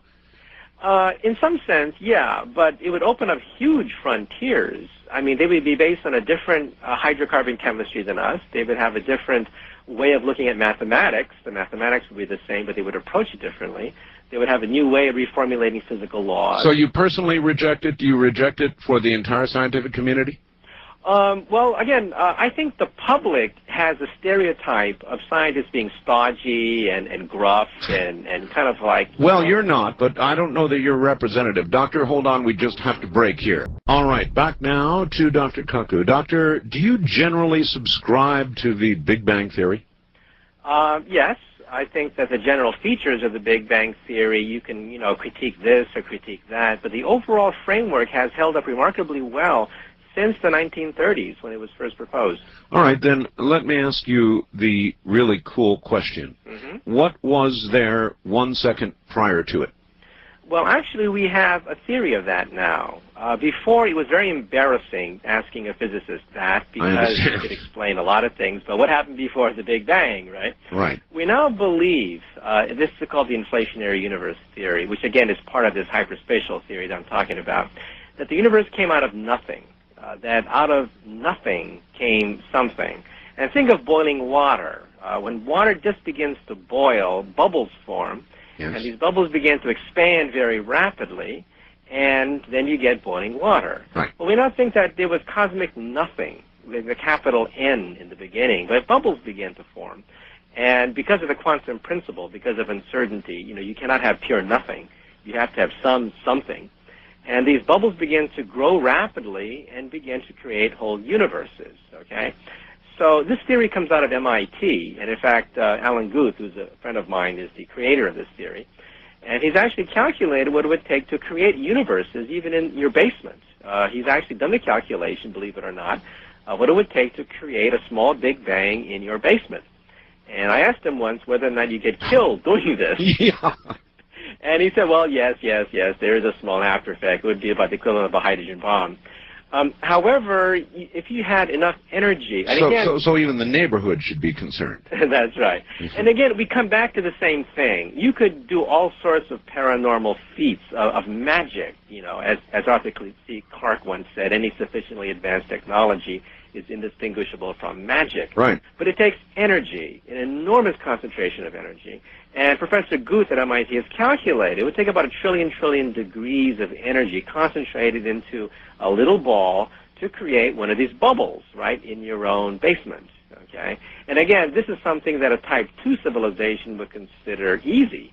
But for us, it's mind-boggling. I mean, who can create a trillion degrees in your basement, right? That's hotter than a supernova, for example. Oh, yes. You see? So before the Big Bang, we think there was nothing. And these bangs take place all the time, okay? So in a way, it was like the water before the first bubble. Yeah, in that sense, right. And there's a joke that we sometimes tell. There was a Russian physicist who once visited New York, and he was a famous gambler. And we asked him what his gambling strategy, because he was headed to Las Vegas. And he said, well, you know, he's going to put all his money on the first bet. And we said, well, that's a stupid strategy. I mean, you'll lose all your money in Las Vegas, right? Don't they know any better in Moscow? And then he said, well, yeah, but in one parallel universe, I'm going to be rich. I'm going to be rich beyond imagination. But then I told him, well, look, bud, in this universe, you're going to be broke. Well, I would have added, in this universe, we appreciate his sort of fellow very much because we don't have an income tax here, Doctor, just because of fellows like him. I see. First-time caller line, you're on the air with Dr. Kaku. Hello. Hello. Go ahead. My question for the doctor is, has any studies been done about reflection points in the universe? Say that, say if you're looking at yourself in the mirror, what you're actually seeing isn't that second, it's like a trillionth of a second ago. So my question is there any points in space where we can see or listen to the Earth as it was 10,000 years ago, say? Ooh. Well, if you had a lens, a gravitational lens that could bend the light around in a circle, then yes, you could look at the Earth as it used to be, okay? Now, Einstein first proposed these lenses, and he calculated it would be too difficult to measure this in outer space. Well, that calculation was done, 50 years ago, and we now have instruments that can do it. We've now used the gravitational lenses to measure the farthest star in the universe. The farthest star in the universe has now been measured by these gravitational lenses where light will actually bend going around a galaxy. And by the way, some people ask the question, what is the farthest star? Is there an object in the universe that says the end of the universe? Is there a brick wall that says the end, do not pass go, do not collect $200? We've looked, what, 15 billion light years out, something like that? Right. Actually, no, because you see, it's the same thing as what Columbus discovered. Columbus realized that in 2 dimensions, the universe, the Earth, seems infinite. You could sail the ocean blue in 1492 and just keep on going. So in 2 dimensions, the Earth is infinite. But in 3 dimensions, the Earth is obviously a ball, just 8,000 miles across. This is a little third rock from the sun, right? So the universe is infinite in 2 dimensions, but finite in 3 dimensions. So our universe appears to be infinite in 3 dimensions. You go anywhere and you just keep on going. There's no brick wall. There's no gate that says the end of the universe. But you see, in 4 dimensions, in hyperspace, the universe is a ball, just like what Columbus discovered. So in other words, the farthest object in the universe is the back of your head. Just like Columbus realized the farthest object on the Earth is the back of his head, because you just sail the ocean blue and come back to Queen Isabella's Spain, right? And according to Einstein, the farthest object in the universe is probably the back of your head. How's that? Of course, light cannot make that trip. But in principle, if you had a super duper telescope, you would see that somebody's back of the head is facing you that didn't comb his hair that day. And then you remember that you didn't comb your hair that day either. All right, caller? All right, sounds good. All right, take care. That'll keep him busy for a while. Back to the phones. First time caller line, you're on the air with Professor Kaku. Hi. Hi, good morning, Mr. Bell and Mr. Kaku. Where are you, sir? Oh, Liverpool, New York. All right. I was wondering about the different space-time theories at the micro level, the space-time fabrics. Mm-hmm. Like there's loop theory by, I think, Ashtekar and Smolin. That's right. And there's string, That's and right. there's something I've nicknamed soap suds. Right, that's correct. Yeah, I was wondering if there were, and then Twister, I don't know, I think that was in the 1960s, I don't know if it's That still died around. out, right. Yeah, I was wondering if there were any others, or... No, that's basically it. The leading one is string theory, and that's the one I'm referring to, because strings can only vibrate in 10-dimensional hyperspace. The loops of Ashtekar and Smolin, as you pointed out, have never gotten anywhere because it's probably divergent. It's probably a divergent theory. You get infinities cropping up all over the place. So the loop thing that you mentioned has not gotten anywhere. The leading candidate is string theory. It's a hyperspatial theory. It exists only in 10-dimensional hyperspace. And there are at least 10,000 papers written on the subject. I'm one of the pioneers of the theory, by the way. I'm the founder of string field theory. It's my creation. So that is the dominant theory right now, which has mesmerized hundreds of physicists in all the leading institutions on the planet Earth at the present time. You can go to any country on the Earth, and they'll have seminars on this theory. Oh, okay, and one more point. Could the loops be strings, made into loops? Yeah, I thought about that. I've looked at Smolin and Ashtekar's work, and I thought maybe they were related to strings, but I don't think so. Strings, by the way, for people who don't know, vibrate at different frequencies, just like the Greeks talked about the Pythagorean harmonies of violin strings, and each note of a violin string corresponds to a note, right? Each vibration of the superstring corresponds to a particle, like the quarks. The quarks and the mesons, the Yang-Mills gauge fields, all of them can be viewed as nothing but vibrations of an elemental string. So the harmonies of the string are the laws of physics. And the symphony created by them is what is called the universe. And at the present time, this is the leading theory. 2 Nobel Prize winners, Murray Gell-Mann and Steve Weinberg, have publicly stated that this is probably it. This is the theory that probably eluded Einstein for the last 30 years of his life. And at the present time, no one is smart enough on the Earth to solve all these equations, unfortunately. if I was smart enough to solve these equations, I could go to Sweden tomorrow and accept the Nobel Prize. Wildcard line, you're on the air with Dr. Kaku. Hello. Hi, this is George from Hyattsville, Maryland. Okay, you're a little weak, so you're going to have to kind of yell at us from Hyattsville, Maryland. Go ahead. I have one quick question for Dr. Kaku. In regard to the multiple timelines, could that possibly account for the deja vu that people feel sometimes? That's a good question. Do these timelines cross any time?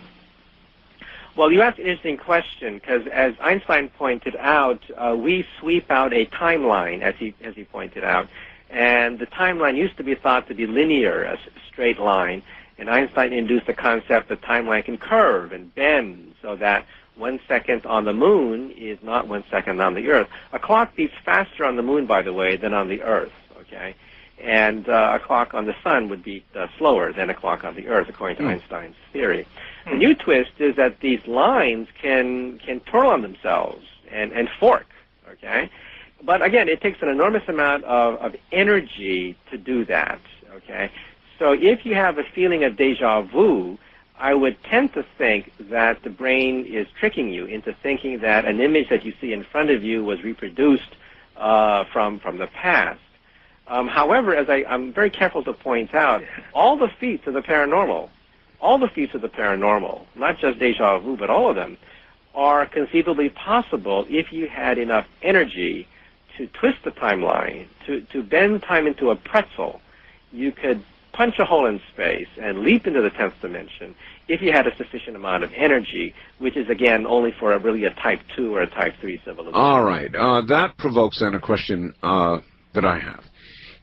You look at things as a physicist looks at things, the required amount of energy to accomplish what you think might be able to be done.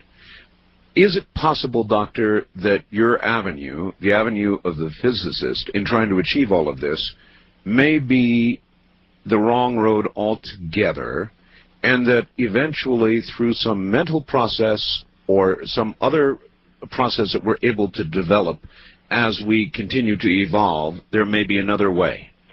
It's conceivable. Some people have looked into the possibility of Type 4, okay? If you watch Star Trek, for example, you know there's a civilization called a Q. Yes. Okay?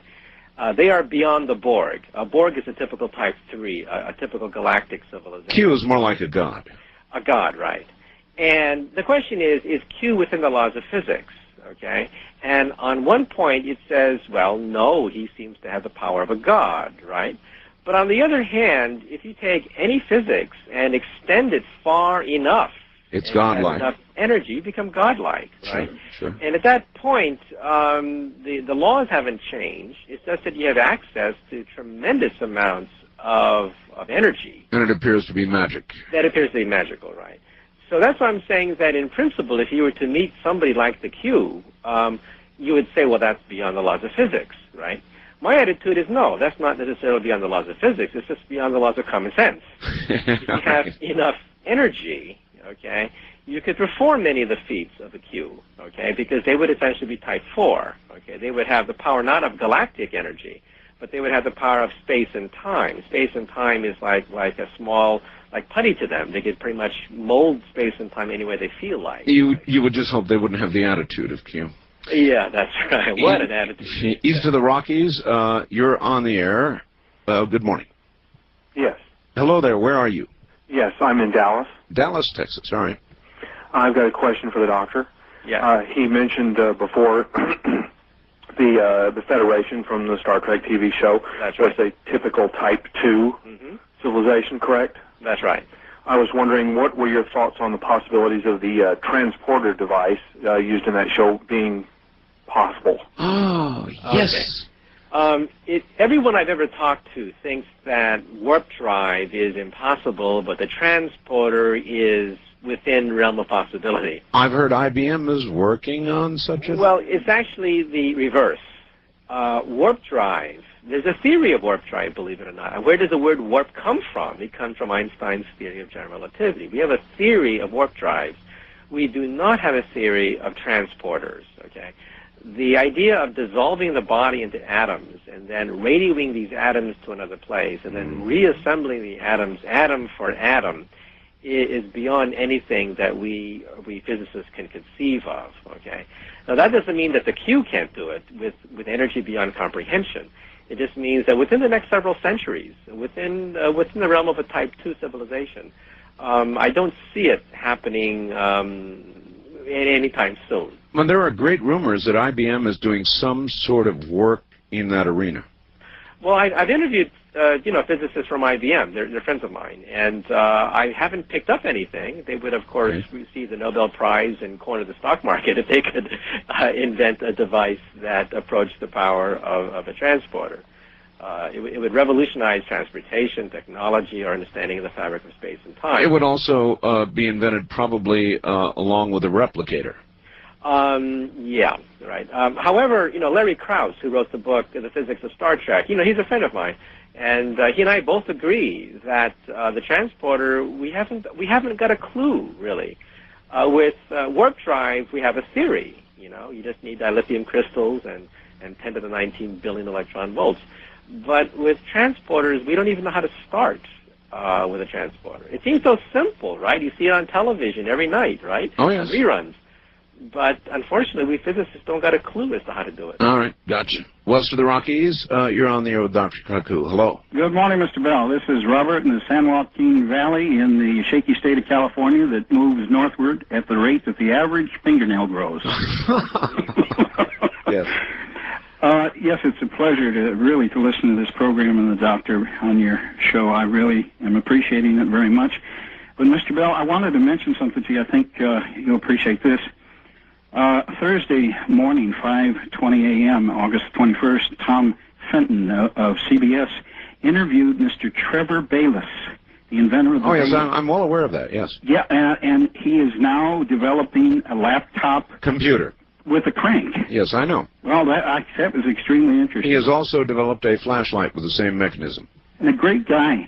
Yep. I enjoyed that. Anyway. Yes, Doctor, it's a pleasure to speak to you, sir. Mm-hmm.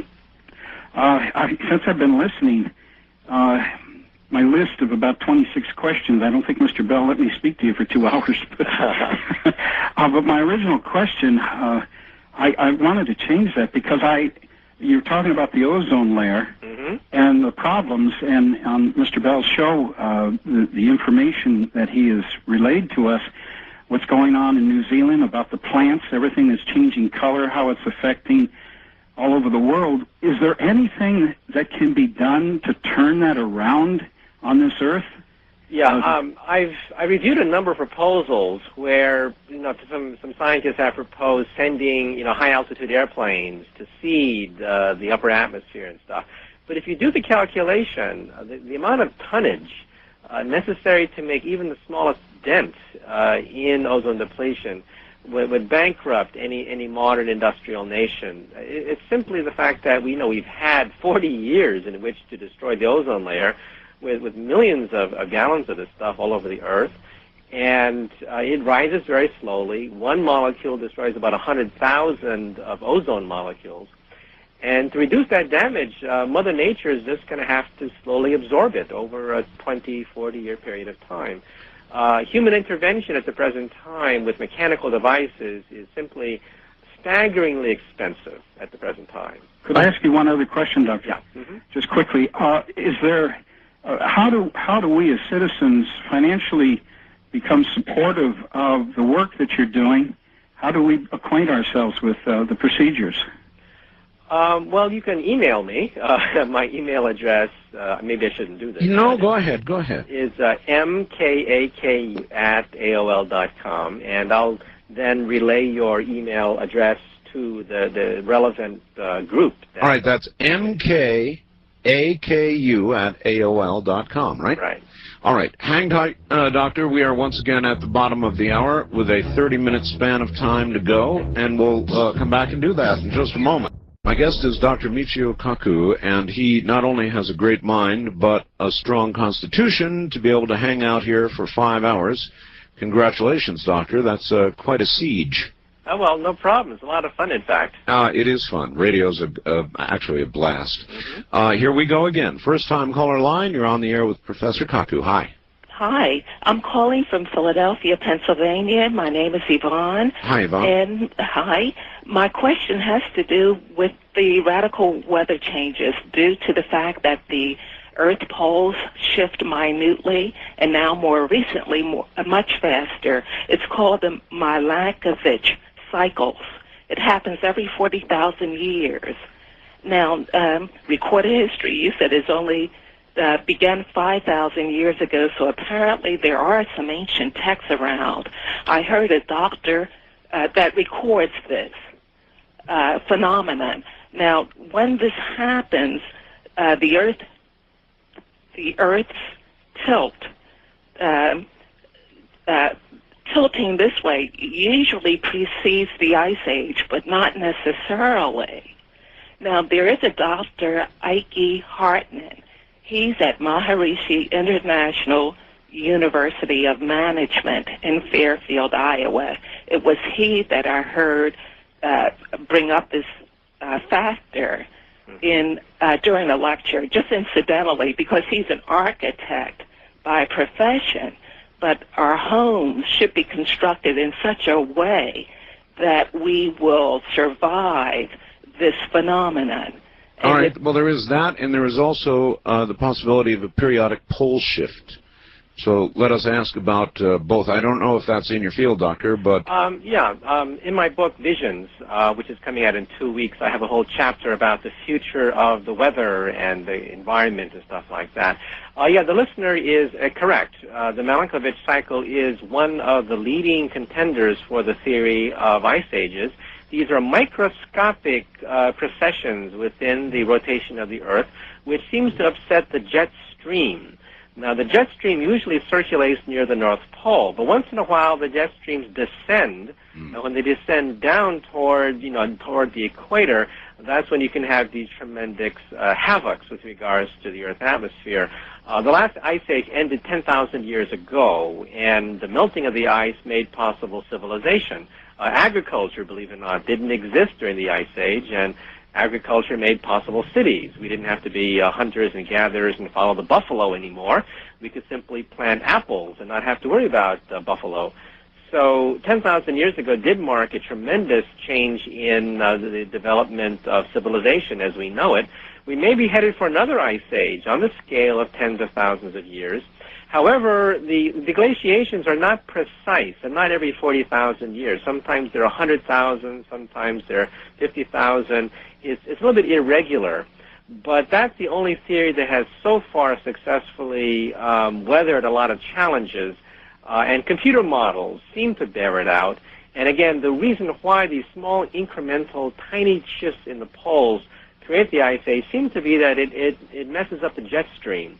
And then the jet streams descend down carrying tremendous Arctic winds, and then that in turn sets off the ice age. Fascinating.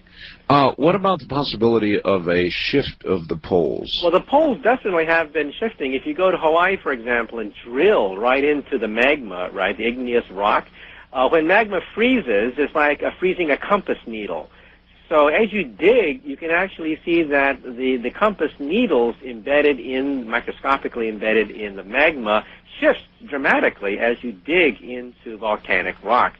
So we do know, in fact, that the poles have shifted dramatically over the millions of years now, not just thousands of years, but over millions of years. And Antarctica was not always the South Pole. You can find tropical fossils right with the ice.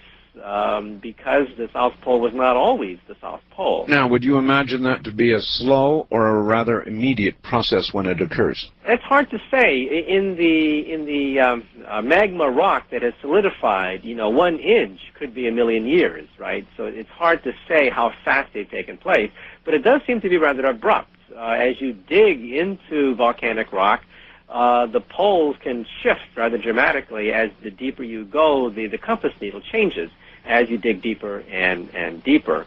So not only do we have the Milankovitch cycles that we talked about, but on scales of millions of years now, we have tremendous shifts in the poles, not to mention, of course, continental drift. We are moving away from Europe at the rate at which your fingernail grows, as was pointed out by another caller. About an inch a month is the rate at which America is leaving Europe. And if you multiply that over about 100 million years, you find out that we were once connected to Europe. And dinosaurs, of course, were alive then and could cross the land bridge between Europe and America quite easily. Well, I don't know, Doctor. As I listen and I think about our possibility of graduation to type 1, I'm tempted to say so close and yet so far away. Yeah, we're only just a few centuries away from, I think, a near paradise where we're going to have a planetary civilization. We're going to be wired up with the ability to control the weather, not simply be at the beck and call of the weather. And, you have a future guest coming in talking about El Nino, right? That's correct, Monday. There is a theory that the reason why El Nino has been acting up, having these temper tantrums, right, and causing flooding in Holland and it's flooding in the Mississippi on the scale of, centuries, right? Germany is just getting started. Yeah, there's a theory that says that global warming, even though it's still quite small now and almost imperceptible, does in fact affect small little disturbances in El Nino. It's not proven, but there is a computer program that I've seen that shows that global warming would be sufficient to disrupt El Nino.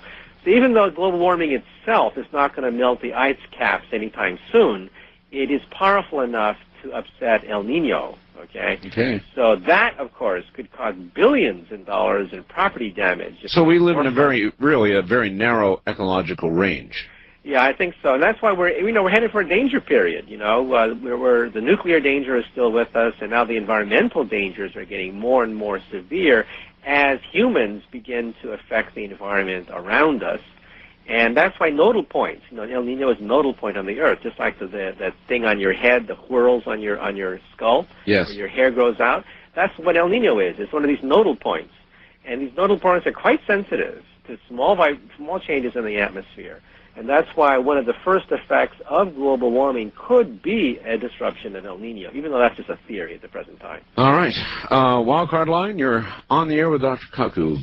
Good morning. How you doing, Art? This is Rick from Sacramento. Yes, sir. I had a question for the doctor. When our sun reaches the end of its life, it becomes a red giant and then a white dwarf? That's right. Is that the same thing as when you say a star goes nova? Is that? No, it's different.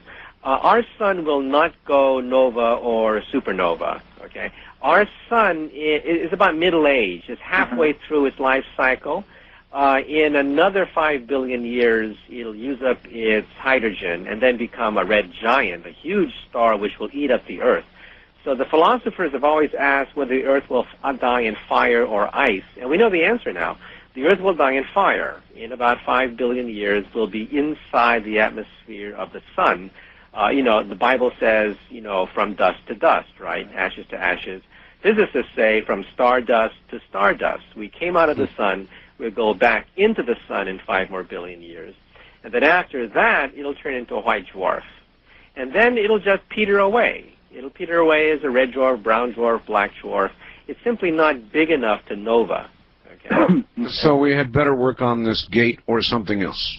Ice ages will take place, asteroids will hit us, comets will hit us. On a scale of 5 billion years, the Earth itself will be eaten up by the sun. So our destiny is to go into outer space. Or else. Or else. We have really no choice in the matter. Unless we attain type 2 status and become immortal, we're going to have to leave the Earth, and because the Earth will die when the sun eats up the Earth in 5 billion years. So you're an obvious continuing proponent of the space program, then? Only if we rein in the excesses. I don't think we need so many manned flights. The Cassinis and all the rest of it. All right. Art? Yeah. Yes. Yeah. I had another question. Because of the heavy elements, isn't the sun a second-generation star? That's right. A lot of people, you're quite knowledgeable about this. I'm an amateur astronomer. So. Yeah, a lot of people talk about Mother Earth, or they talk about, the sun being the god that gave us birth. They don't realize that the atoms of your hand and the atoms of your body could not have been forged in the sun. The sun's not hot enough to make the atoms of your body. Wouldn't that have to be in a supernova? That's right. Our sun is at least a second-generation recycled star. Stars also get recycled. Coke bottles get recycled. Stars get recycled. And there was a supernova that blew up before our sun was born, even before our sun was born. That star has no name. But that star is our true mother. it's not really Mother Earth. It's not really even the mother's sun. There was a star that blew up even before our sun was born that is our true mother. A mother nova. A mother nova, right. And the atoms of your body that you see right in front of you were forged in the heat of this supernova. It takes about 1 trillion degrees to forge the atoms of your body. The sun has temperatures only in the millions of degrees. So the sun is off by quite a bit. The sun simply is not hot enough to make the atoms of your body. I'll ask you a hard question. Do you find in Genesis and generally in the Bible more contradictions, or do you find more in common with what you believe as a physicist? Well, I think there are certain parts of the Bible that resonate with science. Einstein once talked about the God of order, right? When most people talk about the Bible, they talk about the God of intervention, the God that answers prayers, the God that parts the waters, the God of Isaac and Jacob and Abraham and Moses. Yes.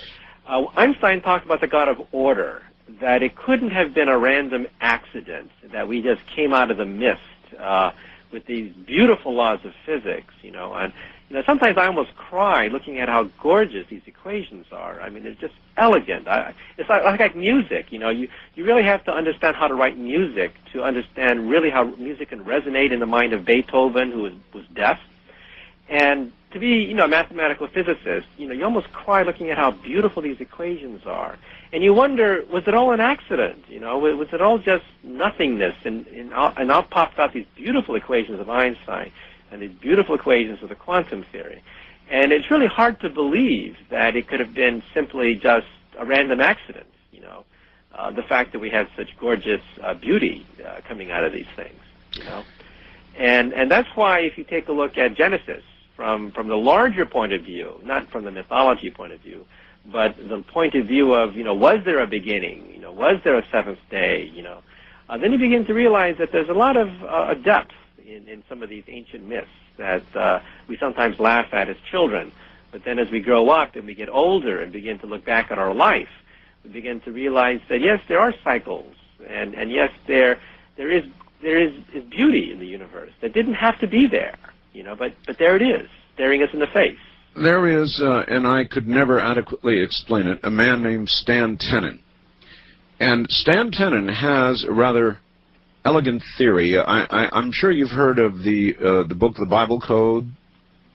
Yes, where they try to look at numbers that repeat in the Bible. Yes, that's right. And everybody seems to be agreeing that they have, in fact, found this code. Now, Stan Tenen believes that this code translates to geometric patterns and shapes that actually allow one, when one is in a state of meditation with regard to these geometric shapes, to experience what Genesis really is, to experience creation itself. Mm-hmm. Just a theory. Mm-hmm. Unlike the one, I believe, the Bible Code book seems to predict Kennedy killed, or various occurrences, sort of a Casey-like prediction series throughout the Bible. Stan Tenen, on the other hand, seems to feel that these codes are here to produce geometric patterns, very much like as you suggest when you look at your hand. I'm just not doing justice to it, but you might want to look into what his work is. Yeah, when the New York Times reviewed my book, they put my book Hyperspace on the cover, by the way. It was the lead book that they reviewed. They ended the article by looking at Jewish mysticism. And they mentioned that in the Kabbalah, the Kabbalists, the number 10 is supposed to be the sign of creation. And it's 10 dimensions that have riveted the attention of the world's physicists for the last 10 years. We've just been fascinated at of the mathematical beauty that you get. The equations can only exist in 10 and 26 dimensions. And then it was pointed out to me by somebody who emailed me that if you take the letters of Yahweh, Jehovah, in the Hebrew, and add up the numerical equivalents, you get the number 26, which is the other magic number in physics. Exactly. Now, I'm not a numerologist. I'm a mathematical physicist. You have to realize that. Yes. But it has been pointed out to me by the New York Times, in fact, that there are mystical theories of the number 26 and the number 10, which happen to be the dimensions singled out by this theory, okay? Which is, well, take it or leave it. Take it or leave it, right. East of the Rockies, you're on the air with Dr. Kaku. Hi. Hi, Harrisburg, Pennsylvania. Yes, sir? Dr. Kaku, explain your analysis of the damaged nuclear reactor at 3 Mile Island and how it can go critical again or even melt down. Yeah, people don't realize that accidents that happen sometimes just keep on going. Like Chernobyl, for example, the reactor actually goes critical when it rains. It went critical last year. I was shocked when the Reuters news wire service carried the story, but there it was. Rainwater will slow down neutrons, and slow neutrons can fission more than fast neutrons, which is the opposite of common sense. So when it rains, water seeps into the core at Chernobyl, reflects the neutrons, slows them down, and the chain reaction starts up again. And radiation levels soared by a factor of 10 oh my. In the Chernobyl reactor. And the director of the reactor, in fact, was quoted as saying that at some point we're going to have to go in with bulldozers and, for once and for all, put that core to rest. The core at Chernobyl is stable because the Red Air Force came out. The firemen were unable to put it out. They called out the Red Air Force, and they came out with helicopters and jets to sandbag that reactor. They put sand all over with boron. And borated sand was then sealed with cement, right? And that's what's keeping this tomb intact. But it could go critical. In fact, it did go slightly critical last year when radiation levels began to rise. Now, at 3 Mile Island, the core has been physically removed. Most of the uranium is gone. However, there are fragments of uranium still left in the core. And believe it or not, there is sufficient uranium at 3 Mile Island, with most of the core removed, lobotomized, so to speak, to also create criticality. So a nuclear accident is forever. Even at 3 Mile Island, there's still dangers of criticality. Why don't they ever tell us these things? Because it would scare people. I think my professors are the ones who created these things, and they thought that these reactors would be built underground because they're quite unstable. They would be built underground, so in case of an accident, you just put an manhole cover on it and walk away from it. But then the utilities wanted them above ground, and we physicists got very uneasy. And we said, no, wait a minute, we're not quite finished yet with this technology, Doctor, we are out of time. Your book is going to be available in about 2 weeks, your newest book, and I take it will be available nationwide in all the bookstores, that sort of thing? That's right. Anchor Doubleday is the publisher. Okay. And it's called Visions, How Science Will Revolutionize the 21st Century. It talks about the future of DNA research, the future of space travel, encounters with civilizations in outer space, the future of computers and robots. And the book you have out now, Hyperspace, is that still available? That's right. Anchor Books is the publisher of Hyperspace. It's in paperback, and it was a bestseller, and it's still in the market. Well, this has been a distinct pleasure, Doctor. And if you'd like to email the good doctor, he'll be getting lots of it. It's mkaku@aol.com. Doctor, thank you. My pleasure. Have a good sleep. Okay, I will. Take care, Doctor. All right, there you have it, folks. That's it. I guess we're done. We're certainly out of time.